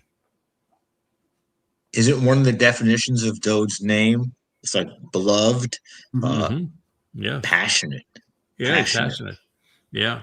In fact, it says that he was a man after God's heart, but even then, Leb and Hebrew didn't mean this thing as a sense of a center of emotion. That was the kidneys of the day. The heart was the seat of judgment. So it means that his judgment was similar to God's, and judgment is a more cerebral matter. Dowd's intellect is second to none. Dowd was exceedingly bright. Yeah. So he is a man that, on a 1 to 10 scale of intellect is a full 10, and a man whose emotional makeup and compassion for his people is a full 10. So he's working on all possible cylinders. He's really an extraordinary individual in this regard. Was the seat of emotion was it the liver or the kidney? But it was the liver. Liver, I guess. Yeah, it's the liver. Okay. Kidneys or the liver? Which one is it? I think the liver. The liver. It's the liver. You think it's the liver? Okay. Yep. So what is the slogan that if you're a slimy person, you're yellow-bellied and yellow-bellied liver something. I've forgotten what the I know what. Yeah. First nerds are always down here. Yeah. So anyway, it's not the heart is the center of judgment. It speaks of your inclinations, your motivations, and that sort of thing. So lily-livered. There he is. Good. I'm not That's sure. Mora. That's not me. That's Mora. Okay, there you go. So there is, of course, as we think of this, Adam's option, even if it assures banishment from the garden on the cusp of the return. And this was Adam's response. He said, "So your voice, Ethkol, I heard. Within Hagan, this enclosed, sheltered, and protective garden. And I was concerned. I was even afraid. I was frightened. I was distressed due to my recognition, this is YAHOWAH, of your awesome stature. So I was intimidated." He was never intimidated previously, was he? But he was intimidated now. Called imperfect, first person singular, because I was naked and exposed. For having sought to be crafty and shrewd. It's Iram, Anoki. Anoki means I, and Iram is I was unprotected and improperly covered. It is from Aram, which was I was trying to be clever. I was trying to be a bit devious. So it's not just that he was naked and exposed, but when you look at the verbal root, he was trying to be a little crafty, a little shrewd. Didn't work out real well for him. He wasn't good at shrewd. One over on YAHOWAH. Yeah, I have occasionally, just to keep it entertaining between us, I try to spar with YAHOWAH from now and again. I don't do it very often, but sometimes you just gotta try. And my ongoing battles with the platypus, and I have acknowledged I've probably lost that one, but it's each time that we have a little sparring match, his comeback is spectacular. He is really good at the sarcastic comebacks. And so I've just learned that you can do it and have fun with him because he does like to engage that way, but don't expect to win. Where do you think you're going? Oh, I know. That was one of the first questions I asked when Leah and I had met, and we had just picked up Asher, and we said, what's going to happen to Asher on Towrah? And when we leave, and he says, "So where do you think you're going?" Come to find out, I'm not going anywhere on Towrah. I'm the sacrifice on Towrah. And that was, wow, what a line and how it turned out. And when I said to God, I don't want to have to go back and rewrite Prophet of Doom. And now, and I said, God, you don't want me to do that. We can write another volume of Coming Home. That's so much more fun. I don't want to go into hell again and write about Muhammad and Allah. They're really disgusting. But I understand that Israel needs the help. They need to know that Islam is their enemy, and they need to know about this enemy, because otherwise they're going to lash out at a symptom in Hamas, and it's going to make a bad situation worse. But God, I don't really want to do that. And do I have to? And God says, I have taken care of you. Now you take care of my people. And you look around, you say, well, it's a pretty beautiful place. I'm here, supported by wonderful mayors. I've got to get the best wife ever. And okay, yep, he is taking care of me. I'm going to take care of his people. I get it. You just, it's like when I had the 3 requests of when Yahweh first introduced himself 24 years ago. And I said, okay, I'm having a conversation with you. So you know who I am. And so I'm going to have to assume that you really are who you say you are, and that you're God. It's okay if we negotiate, because what you're asking me to do, no one has ever survived before. So can I negotiate with you? Absolutely. Have at it. So I come up with my 3 negotiating points, and he says, okay, reach into your pocket. There was the answer to all 3 of them. I mean, he's just giggling. He says, okay, I wrote the answer 3,000 years ago, waiting for you to play this game. Was it fun? Did you enjoy it? Miss Moore 91. Yeah. Oh, of course. The conversation he had already answered this conversation 3,000 years ago. It's Psalm 91. Yeah, I think he probably got a kick out of it. He says, okay, I got to play that punchline. It's been a long time, but been waiting on that one. I've been waiting on that one. So, okay. Yeah, you clever. Clever. Make a note to self. Don't challenge God. Well, you can challenge him. It's just that you better expect that he's going to be sharper than we are. And I guess that's the way you'd like your God. I'd like my God to be much smarter than me and more clever than me and the like. Because I need to rely on him. So he said, so your voice I heard within the GAN, this enclosed, sheltered, and protected garden. And I was concerned. I was even fearful. I was because I was naked and exposed, having sought to be crafty and shrewd. So I withdrew, having removed myself. I moved away, retreating so as not to be discovered. It was written in the Niphal Imperfect, first person singular. The Niphal means I did this to myself.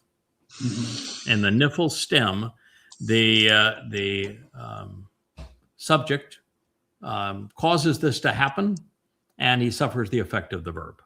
So removal and being withdrawn is something that Adam both caused, and he suffered the result when it's written in the Niphal stem. The imperfect means with ongoing implications over time. So the beauty of Hebrew grammar, it's one of the great gifts to us, and what you can ascertain when you understand the stems and the conjugations and the moods and the like. So sometimes I would say little things matter. He said was scribed in the imperfect, meaning that there would be ongoing implications of the statement, I heard. It was written in the perfect conjugation, revealing that he would not listen long. This is the opposite approach that Yahweh was seeking from him and from us.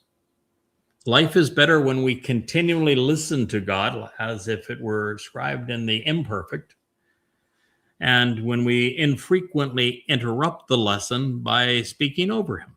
And we're talking about having fun and sparring with God, and occasionally we'll do it, but it's like once every 6 months that I will attempt it, and only in good fun, because the rest of the time it's listening. What's the score?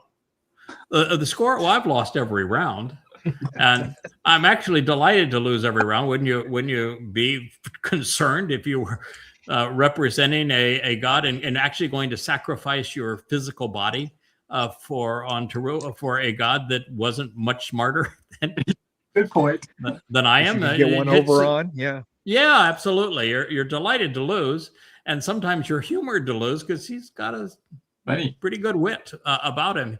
There's a reason that he picked Elia as his guy. I'm not sure there's a lot of difference in the personalities. And you look at Dowd. I mean, he was quick-witted, and he would turn the screws to you. And so I think there's a lot of commonality and personality personality types. And, I keep on telling you that, there's introverts and extroverts, and I'm an introvert that trained himself to be, to function as an extrovert. I'm really an introvert that just learned how to function as an extrovert because I didn't like being an introvert.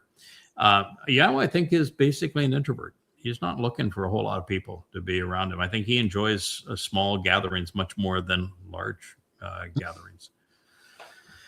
So,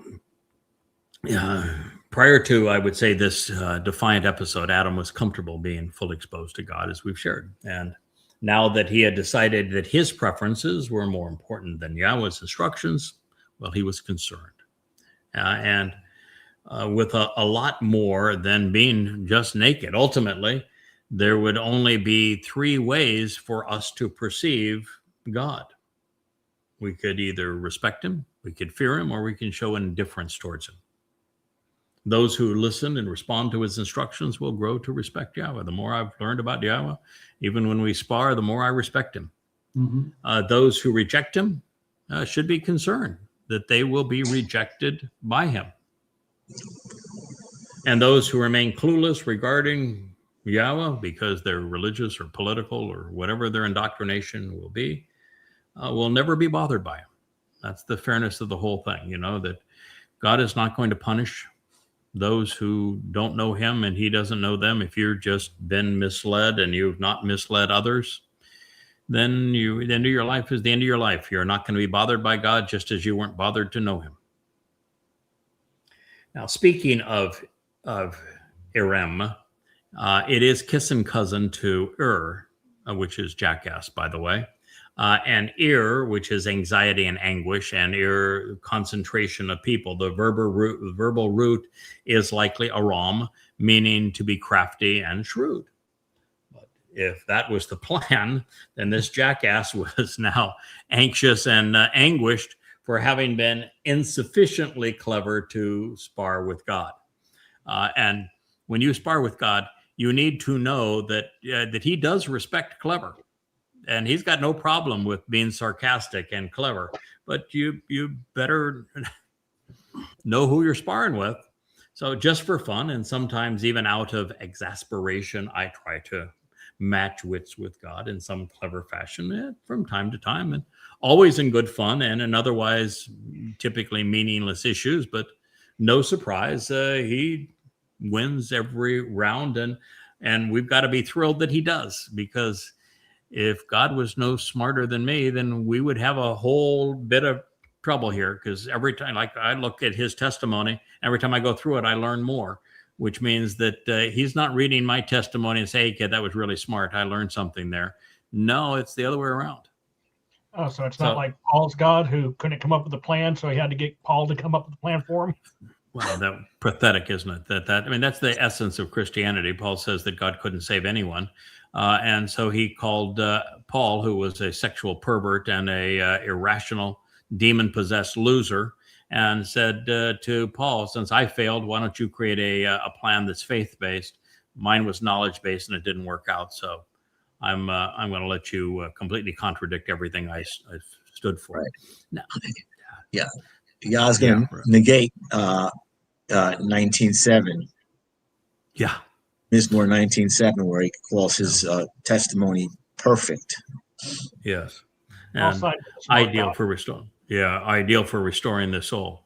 And God's quite clear about the enduring relevance of his Torah as well. Look at Jeremiah 31. When God restores the covenant, one of the things he's going to do is to write his Torah inside of us. And you're not moving away from the Torah. You're not negating the Torah if your final move on behalf of your people is to write your Torah inside of them and into the very fabric of their lives. So the whole concept of negating the Torah is absurd. And what Paul, of course, didn't know, is because gospel Jesus wouldn't be created until after Paul's death, is that gospel Jesus said exactly the opposite of what Paul said relative to the Torah. So thanks to the Ebenim. Ebenim, yeah, we love the Ebenim, having recorded the Sermon on the Mount, and then having Eusebius not be bright enough to know that Sermon on the Mount destroys the entire credibility of his religion. So, people have not been very bright very long. So reinforcing my earlier assessment of the garden parting being mutual, as I've shared in the Niphal Imperfect, Adam was aware of the ongoing consequence of his actions, and he proceeded anyway. With the Niphal stem, the subject carries out and receives the action of the verb, which was to withdraw. So someone as wise as Yahweh asks questions because he wants us to ponder the implications of the answer. It can be a marvelous way to encourage us to think and to be accountable. And so God asked the following question. He said, "Who informed you, reporting to you that you were naked and exposed, even crafty and shrewd? Might it have come from the tree, which for the benefit of the relationship I instructed you not to be defined by consuming and devouring it?" Barashith, in the beginning, Genesis 3:11. The tree told him. So how could the tree tell him unless the tree is a person? The tree told him. God said, did you learn that you were naked as a result of the tree? My beautiful wife just arrived back in her seat, and of course the idea of representing the tree and saying that who instructed you that you were naked? That's one of the beauties of being husband and wife. You get to have those kind of discussions. But here's God saying to Adam, might it have come from the tree? Men ha'etz.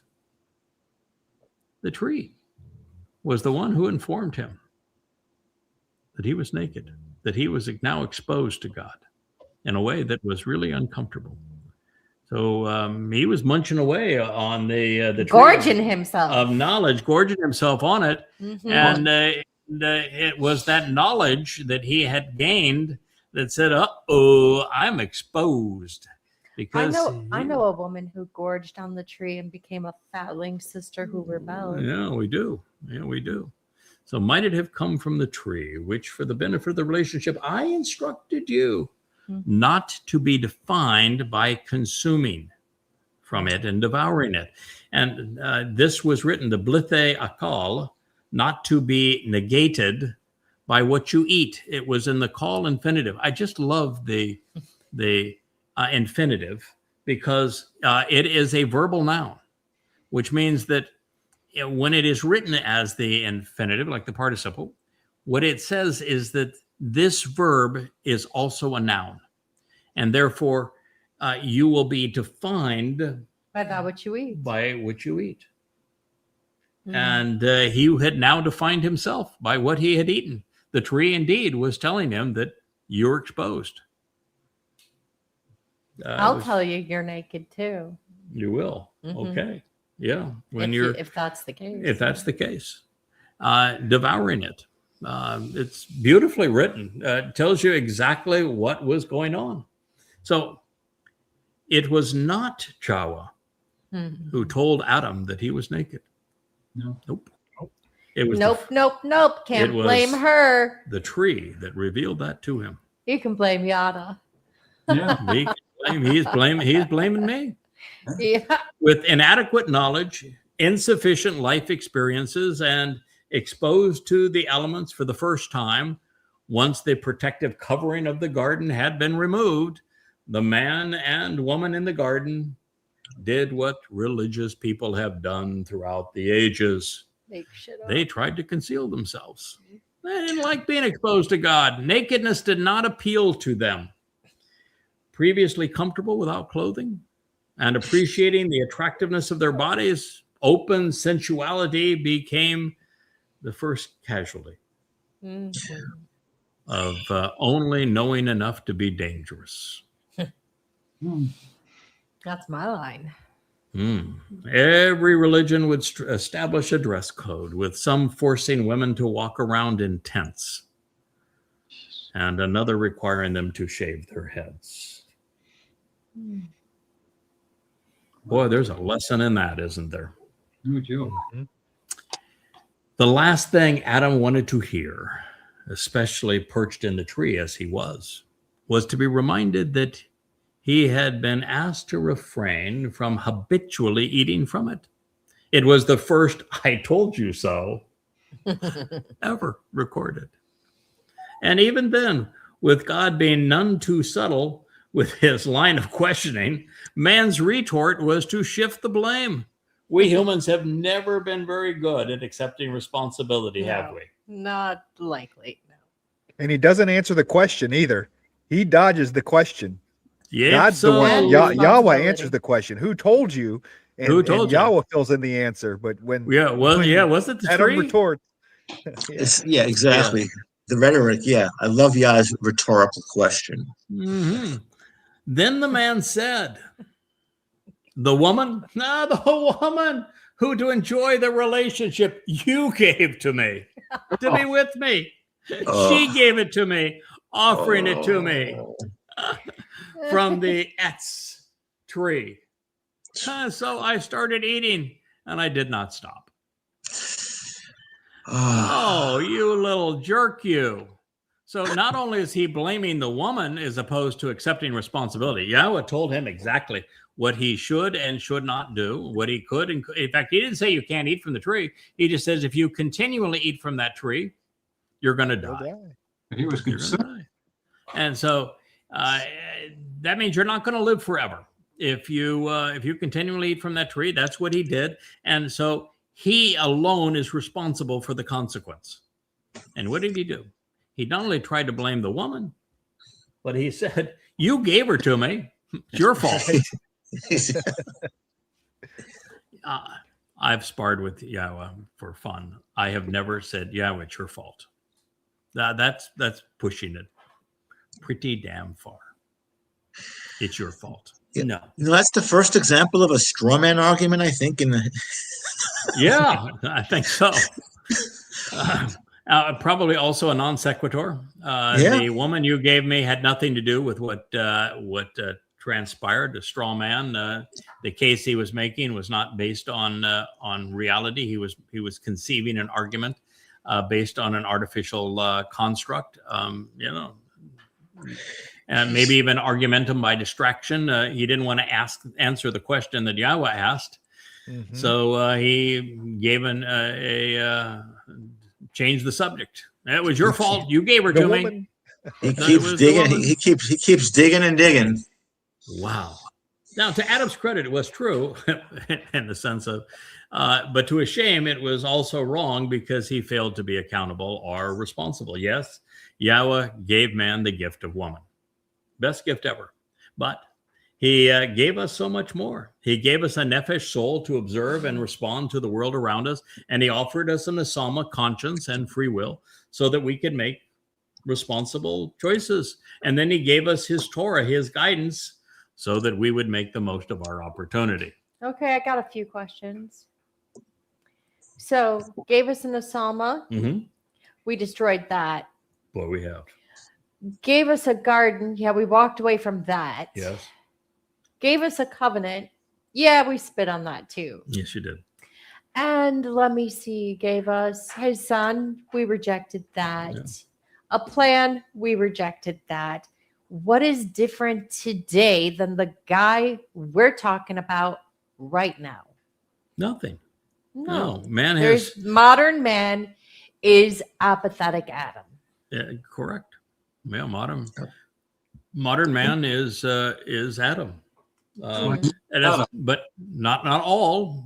Dowd set the example, and the vast majority. We have recognized the example that Dowd has set, and we've been listening to God and devoted to it, and we are offering the opportunity to come back into the garden. So God is playing for keeps this time, and there's not going to be another redo. You're either going to benefit. This is the redo. Yeah, of the redo. Well, this is it. This is the final one. This is your second chance. Last chance for romance. Last call. You're either going to be in or you are out. And so God gave everything that Adam needed. A nephesh to observe and respond, a nesama to think, conscious, to make intelligent decisions, the Torah instructions and guidance to know what was conducive and not conducive. And he blew it all. Including the woman, because he's done nothing but abuse her. I think that he probably did a very poor job of fulfilling his role of sharing what Yahweh said. Now, he clearly told Chawah that, we can't make a habit from eating from the tree of the knowledge of good and evil, because she knew it. She recited the line. She apparently didn't care. But he didn't make it a priority in their relationship. He never invited Chawah to anything that we can see that had anything to do with God. So they both shortchanged their opportunity. So in his reply, Adam was trying to shift blame, which humans are very good at doing, to God as well as to Chawah, suggesting that it was God's fault for having provided the woman, and it was the woman's fault for having handed him the fruit. But keeping it real, it was Adam's fault for not only ignoring God's instructions, but for doing expressly what he had been warned against. He didn't just what Leah says is so true, though. Majority of men and women have not only done what Adam has done, they've quadrupled down on it. Well, Adam was even quadrupling down on it. As we found out in the previous statement, he was still sitting in the tree. Yeah. He wasn't among the trees of the garden. No, he was singular. He was sitting in the midst of that tree, munching away. Munching away, man. Oh yeah, he was total disregard in your face. It's as if I had, for example, when I didn't want to have to go back and rewrite Prophet of Doom, which is the only book I hadn't rewritten in all this time. And God said, I've taken care of you. You now take care of my people. And I said, well, the hell with it. I still don't want to do it. So tough, find somebody else. No, it's not going to fly.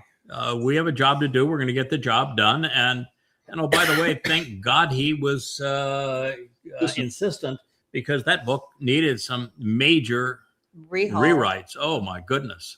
And how much more we've learned. Oh, how much. It's just so much better than it previously was. And of course, now it's 4,200 pages long. So, it's a sizable addition to the library at 5 volumes. But, but even in its first iteration, look at how popular it was in Iran. Yes, it was had higher readership in Iran. Prophet of Doom did than any other place on earth. And at the time, Iran was 90% Muslim. And by the time that the dust settled and Prophet of Doom did its thing, Iran now is less than 35% Muslim.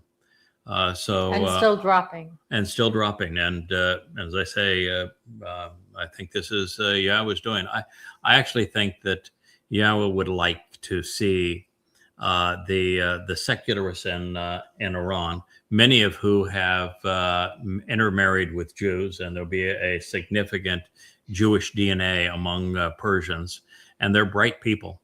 And they were besieged by Islam. It was forced on them. It was surrender or die, and that never should have happened to them. And so, I'm encouraged that the Prophet of Doom could have played a significant role in what is geographic Babylon. I know God's going to call his people out from the 3 Babylons, and geographic Babylon is Persia.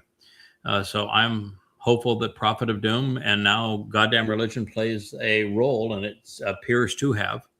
And it's also protective of God's people in Israel, giving them a way to defend themselves against the bloody genocidal nature of Islam.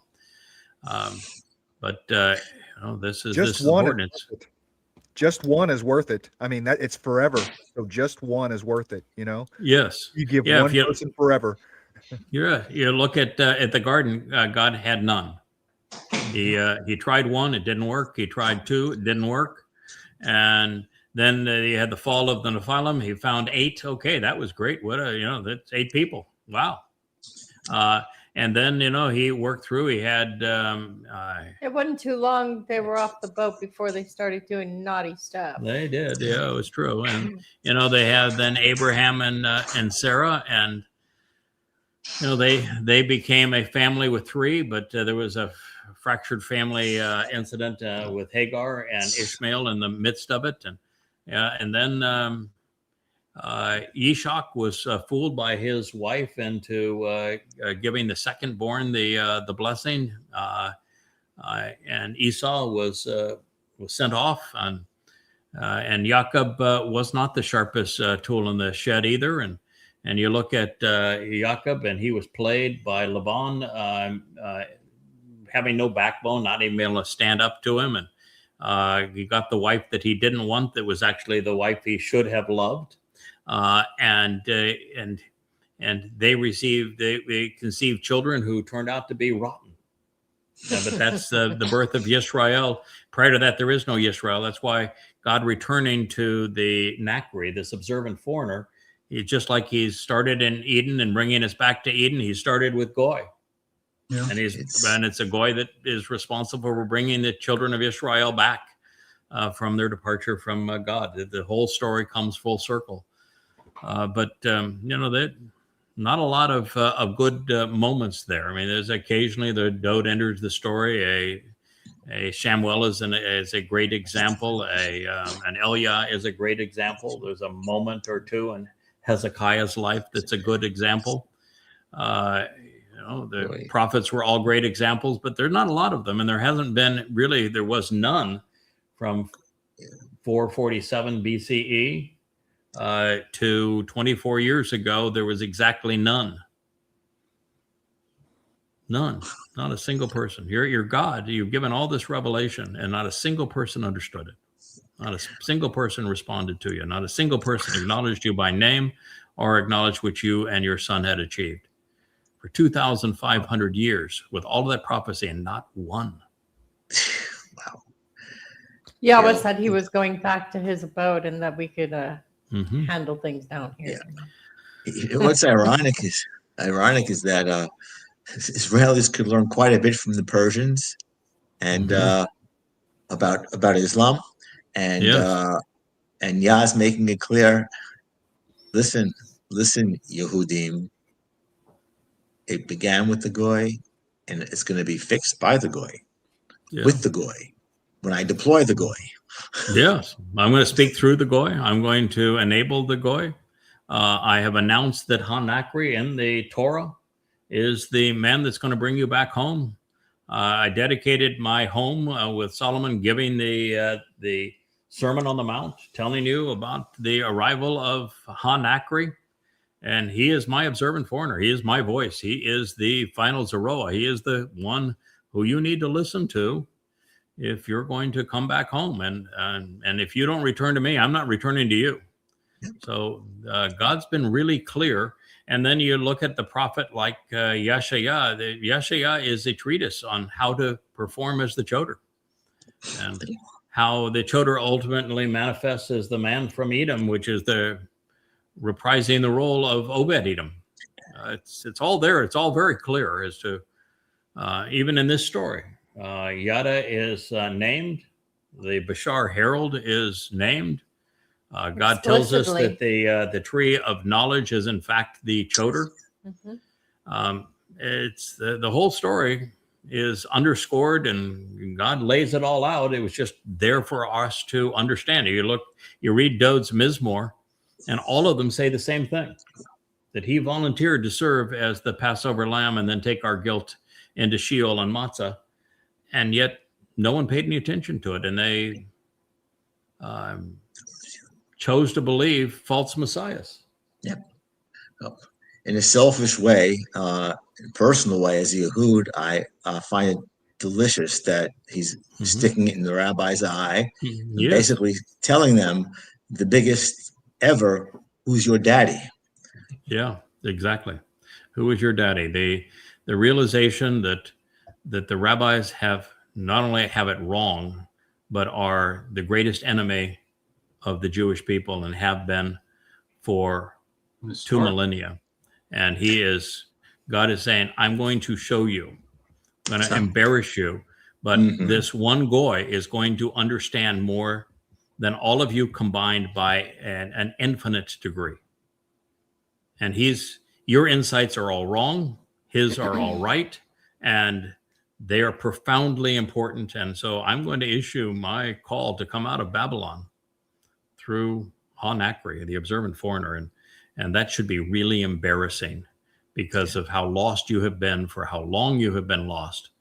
Oh no, what's really embarrassing is before I ever came to this, I've read at least 2 volumes of Halakha and Mishnah, okay? From cover to cover. What's embarrassing is what's between those covers. Absolutely.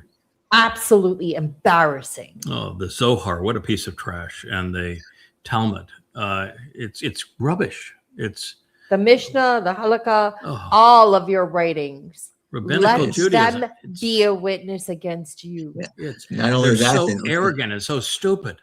If the Nakre doesn't charge a thing, except he offers the gift of eternal life, do you know how much it costs to go to yeshiva? Oh, yeah.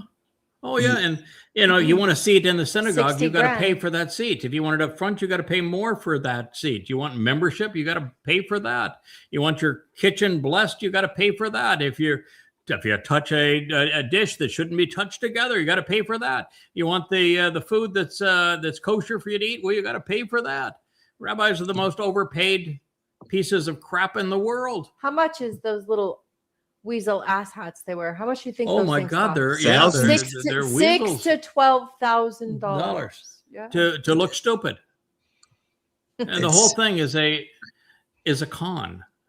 And what God is saying is, since there was was not a single Jew through whom I could speak, I'm going to wake you back up with a goy. And just to rub it in, I'm going to have that goy figure it all out by studying the very prophetic text that I had given you in your language. And he's going to be able to figure it out by studying those prophetic texts and rendering them accurately and making these deductions from those texts that you've had for 3,450 years. You couldn't figure it out. And yet in 24 years, he's going to figure it all out. Now, chew on that. Yeah, it is. It's a slap in the face, and that's what's needed, because Jews were obnoxious towards God, told him to shut up and go away during the Exodus, and they haven't changed. And so somebody has to get their attention. And it's not going to happen by saying, pretty please, I'm going to be the cute little lamb that's going to tell you that I just really love you. And I understand that, you're traumatized, but it's going to be okay. No, you did awful things. You erased God's name. You denied his son. You have screamed over the Torah and creating this Talmud. You created 3 obnoxious religions that have tormented you for all of this time. And so, no, it's not sweetness. In fact, God chooses the characters to tell his story, and the character that he has chosen this time is a bull, and bulls are bulls. There's a reason that a bull is a bull. Yeah, that's exactly right. And don't even try, my fellow Yehudim, who you need to be Yehudim, to try and pull the anti-Semitic nonsense to try and stifle debate and reason and logic. You're the ones who are anti-Shemitic. You have been from the beginning. And the person who's trying to rescue you from your own insolence and stupidity is the most philo-Shemitic person on the planet. Correct. Wake up. Wake up. Shem means name. You know that Shem means name because you call Yahweh Hashem. The name. And so anti-Shem is to be against the name Yahweh that we reintroduced. So you can't make that claim. And oh, by the way, I'm laying down my life to restore this mortal remnant of Yisrael in the end. And I've dedicated 100,000 hours over the last 25 years to enlightening you to who Yahweh really is, what he is offering, what he expects in return, how you can restore your relationship with him. And I've never accepted a penny, never asked for anything from anybody under any circumstances. I've encouraged people to dedicate themselves to this cause because God's all in on it, and he wants us to engage and to act and to make a contribution. But you will find me as the antithesis of the rabbis. I not only don't ask for money, I will accept none from you. Kirk, you can help me with this one. As they say in Alabama, y'all should be saying Todah Rabbah, Mr. Choda. Yeah. Yeah, it's true that we are offering you what the rabbis stole from you. Yeah. We're returning what they stole. Yes, but we're an ungrateful bunch, aren't we? Well, the Jews are a tough audience. I mean, when you have a man of the character of Moshe, and he wants God to kill him because Jews are so irascible, so embittered, so obnoxious, so impossible to lead, that Moshe says, if you care at all for me, for through impossible, you'll just that would be the most merciful people. And God didn't disagree with him. They are. God just simply told him that I will create a buffer for you by sharing these ruach that I have assigned to you with 70 people that they're not going to contribute anything, but they will provide a bit of a buffer for you so that you can endure the obnoxious nature of these people. You're still the only one that's going to speak for me, but you can at least have them as a buffer. And then I'm going to offer to you the answer. And that is that there'll be two guys there that are filled with the Spirit. And those two guys are Dowd, the Almighty's beloved, and my Dowd, the best friend of Dowd. And we read right there in Bamidbar, Numbers 11, when Moshe has his meltdown, that there are two people that are filled with the Spirit that are going to act as prophets, and they are Dowd and my Dowd. And God's saying, that's the answer. You get them to the promised land, I'll take it from there. I got a couple of guys. And he did. And he has a couple of guys. Promised him the sun and the moon. He did. He promised Moshe the sun and the moon. He did. He promised Moshe the sun and the moon, the greater luminary and the lesser luminary. And there they are. And they work together as signs of the Mow'ed, of these restoring witnesses of these 7 annual meetings. God laid it out right out from the beginning, and that the tree of knowledge is going to bring you right back to the tree of lives. And oh, by the way, that's who the Towrah is. The Towrah is not a messianic character. Can't be, because he's a stem, and the Messiah is the Shemach, the main branch. But it's quite clear that Towrah is the tree of knowledge. Yeah. And that tree is responsible for bringing you back to the tree of lives. And it's Dowd that fulfilled Passover, putting it all together. And so why is it that it took a goy to figure all this out, to be the first ever to recognize this and share it with you? And what are you going to do, Israel? Are you going to continue to do what you have done and be miserable, be estranged from God, being kicked around the planet? I mean, the next 7 years are going to be really horrific. Are you going to continue to do the same things, be religious, be political, pretend that, it's going to end differently for you? You're going to be insane, or are you going to listen? Yeah, in all seriousness, in terms of waking up, realize that the tree of knowledge, the Towrah, the man sitting in front of you, is the reversal agent for the anesthesia of rabbinical Judaism. Yeah. And keep in mind, too, I'm not claiming this title for myself.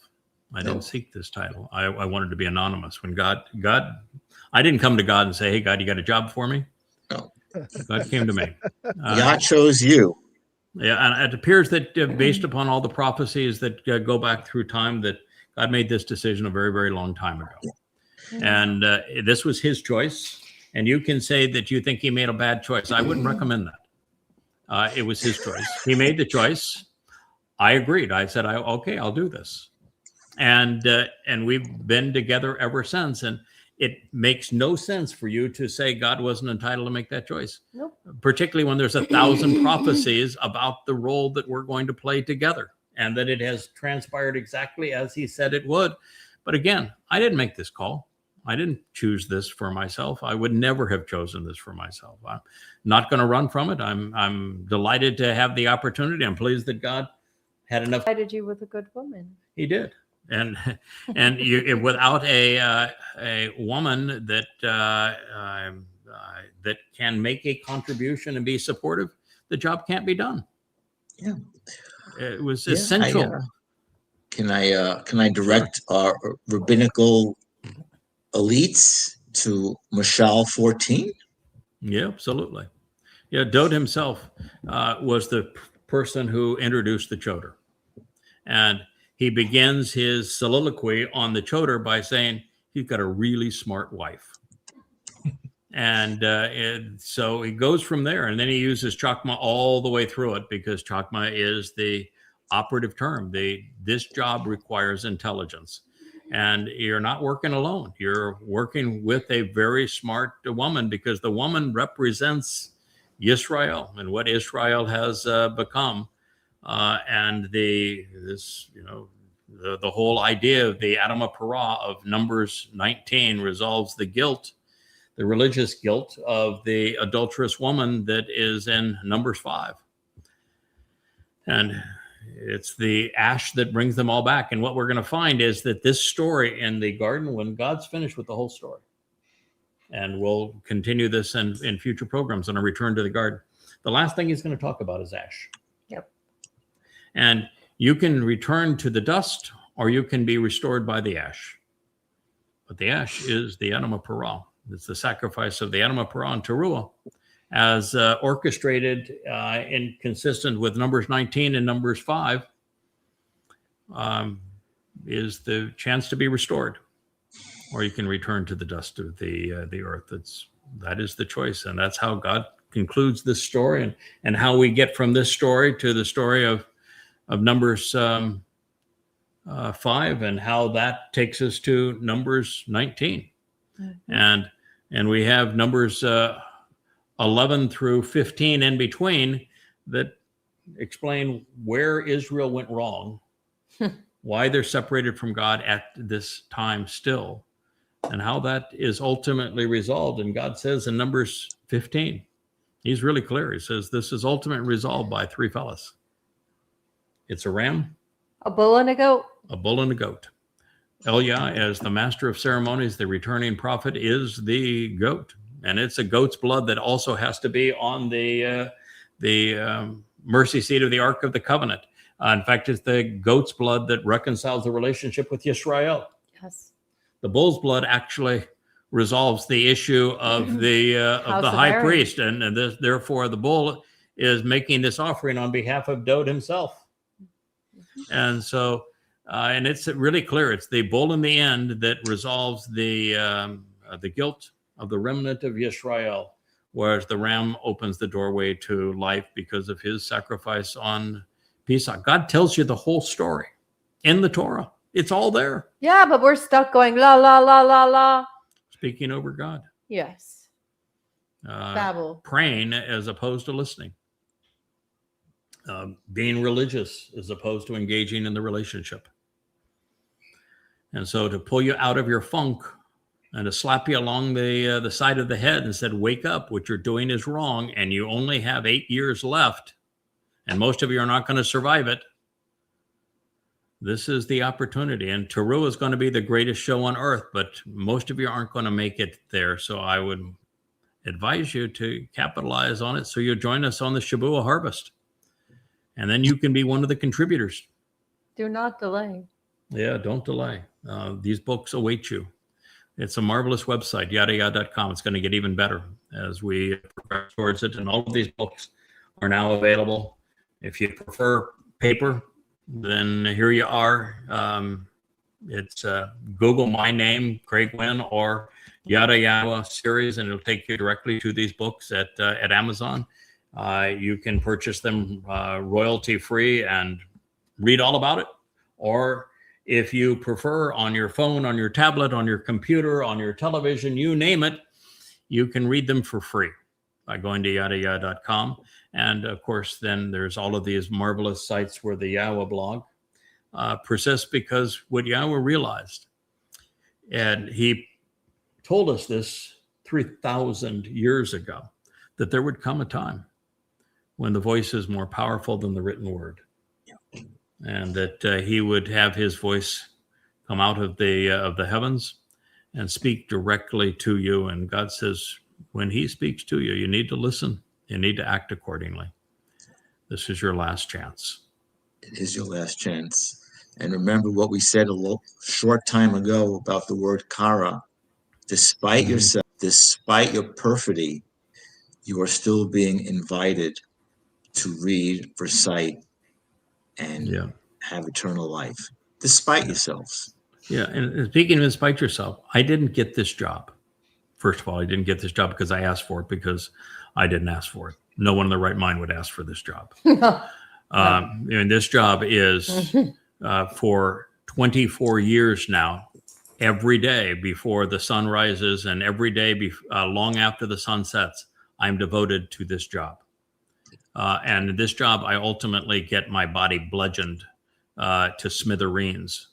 So this is a tough damn job, and Yahweh has never been popular. But I didn't ask for this job, and the reason that I got this job is because there was no one among God's people that would listen to him, not one. Nope. And so a goy was given this job by default. Now, God knew it was going to turn out this way. Everything goes full circle with God, just as we go from Eden back to Eden.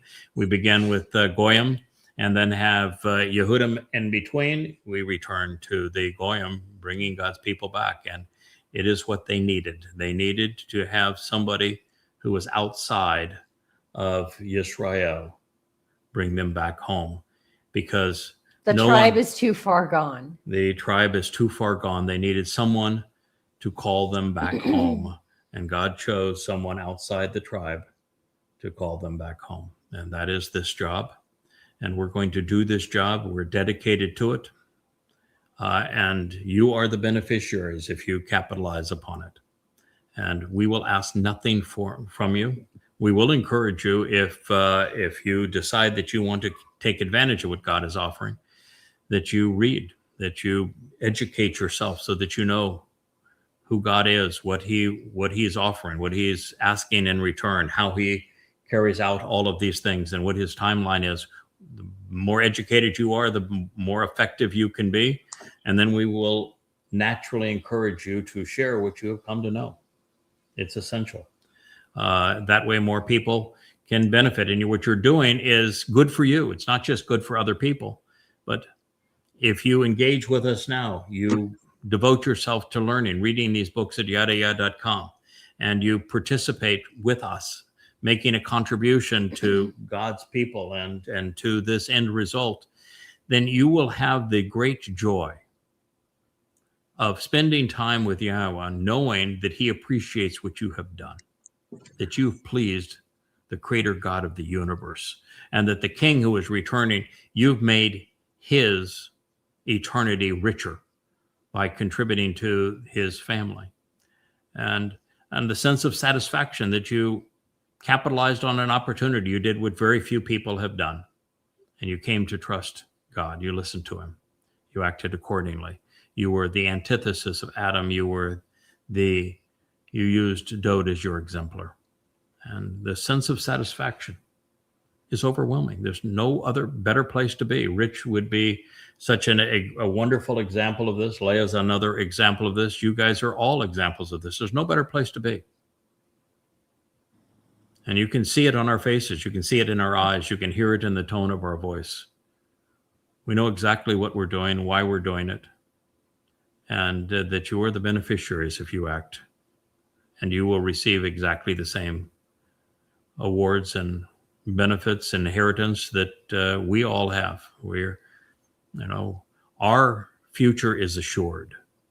We don't need to do this for us. We're doing it for you. Capitalize. Well, now we've gone to 2 hours and 45 minutes on our family hour. Woo! On this program on Return to the Garden. You talk a lot, sir. You can't be the voice of Yahweh, the call of Yahweh in this job unless you voice what Yahweh wants. That's true. Passionate about it. To make a long story long. Yeah, it's what they said. I would have written a short letter, but I didn't have the time. So, no, we're excited about what we're sharing with you. We want you to soak it in, learn it, share it, benefit from it. It's this marvelous story that God has offered us, and we want you to capitalize upon it and celebrate it. So thank you, everyone. And thanks, Joe. Thank you, Joe, for getting our books together. Thank you, Leah, for all of this wonderful branding that you're doing. Thank you, Dr. Sending. Yisrael, so well. Kevin, you are hugely valuable, and it is a huge contribution to everything that we're doing. Captain Kirk, you were my brother from another mother, and we have been best buds forever, and we'll be best buds forever. And I've always appreciated your intellect and contribution, JB. Thank you all so much for being part of this show, and for my good friend Rich there, managing behind the scenes. Thank you, Rich. We're grateful. Say Shabbat Shalom, honey. Shabbat Shalom to everyone. Good night. Say good night, dear.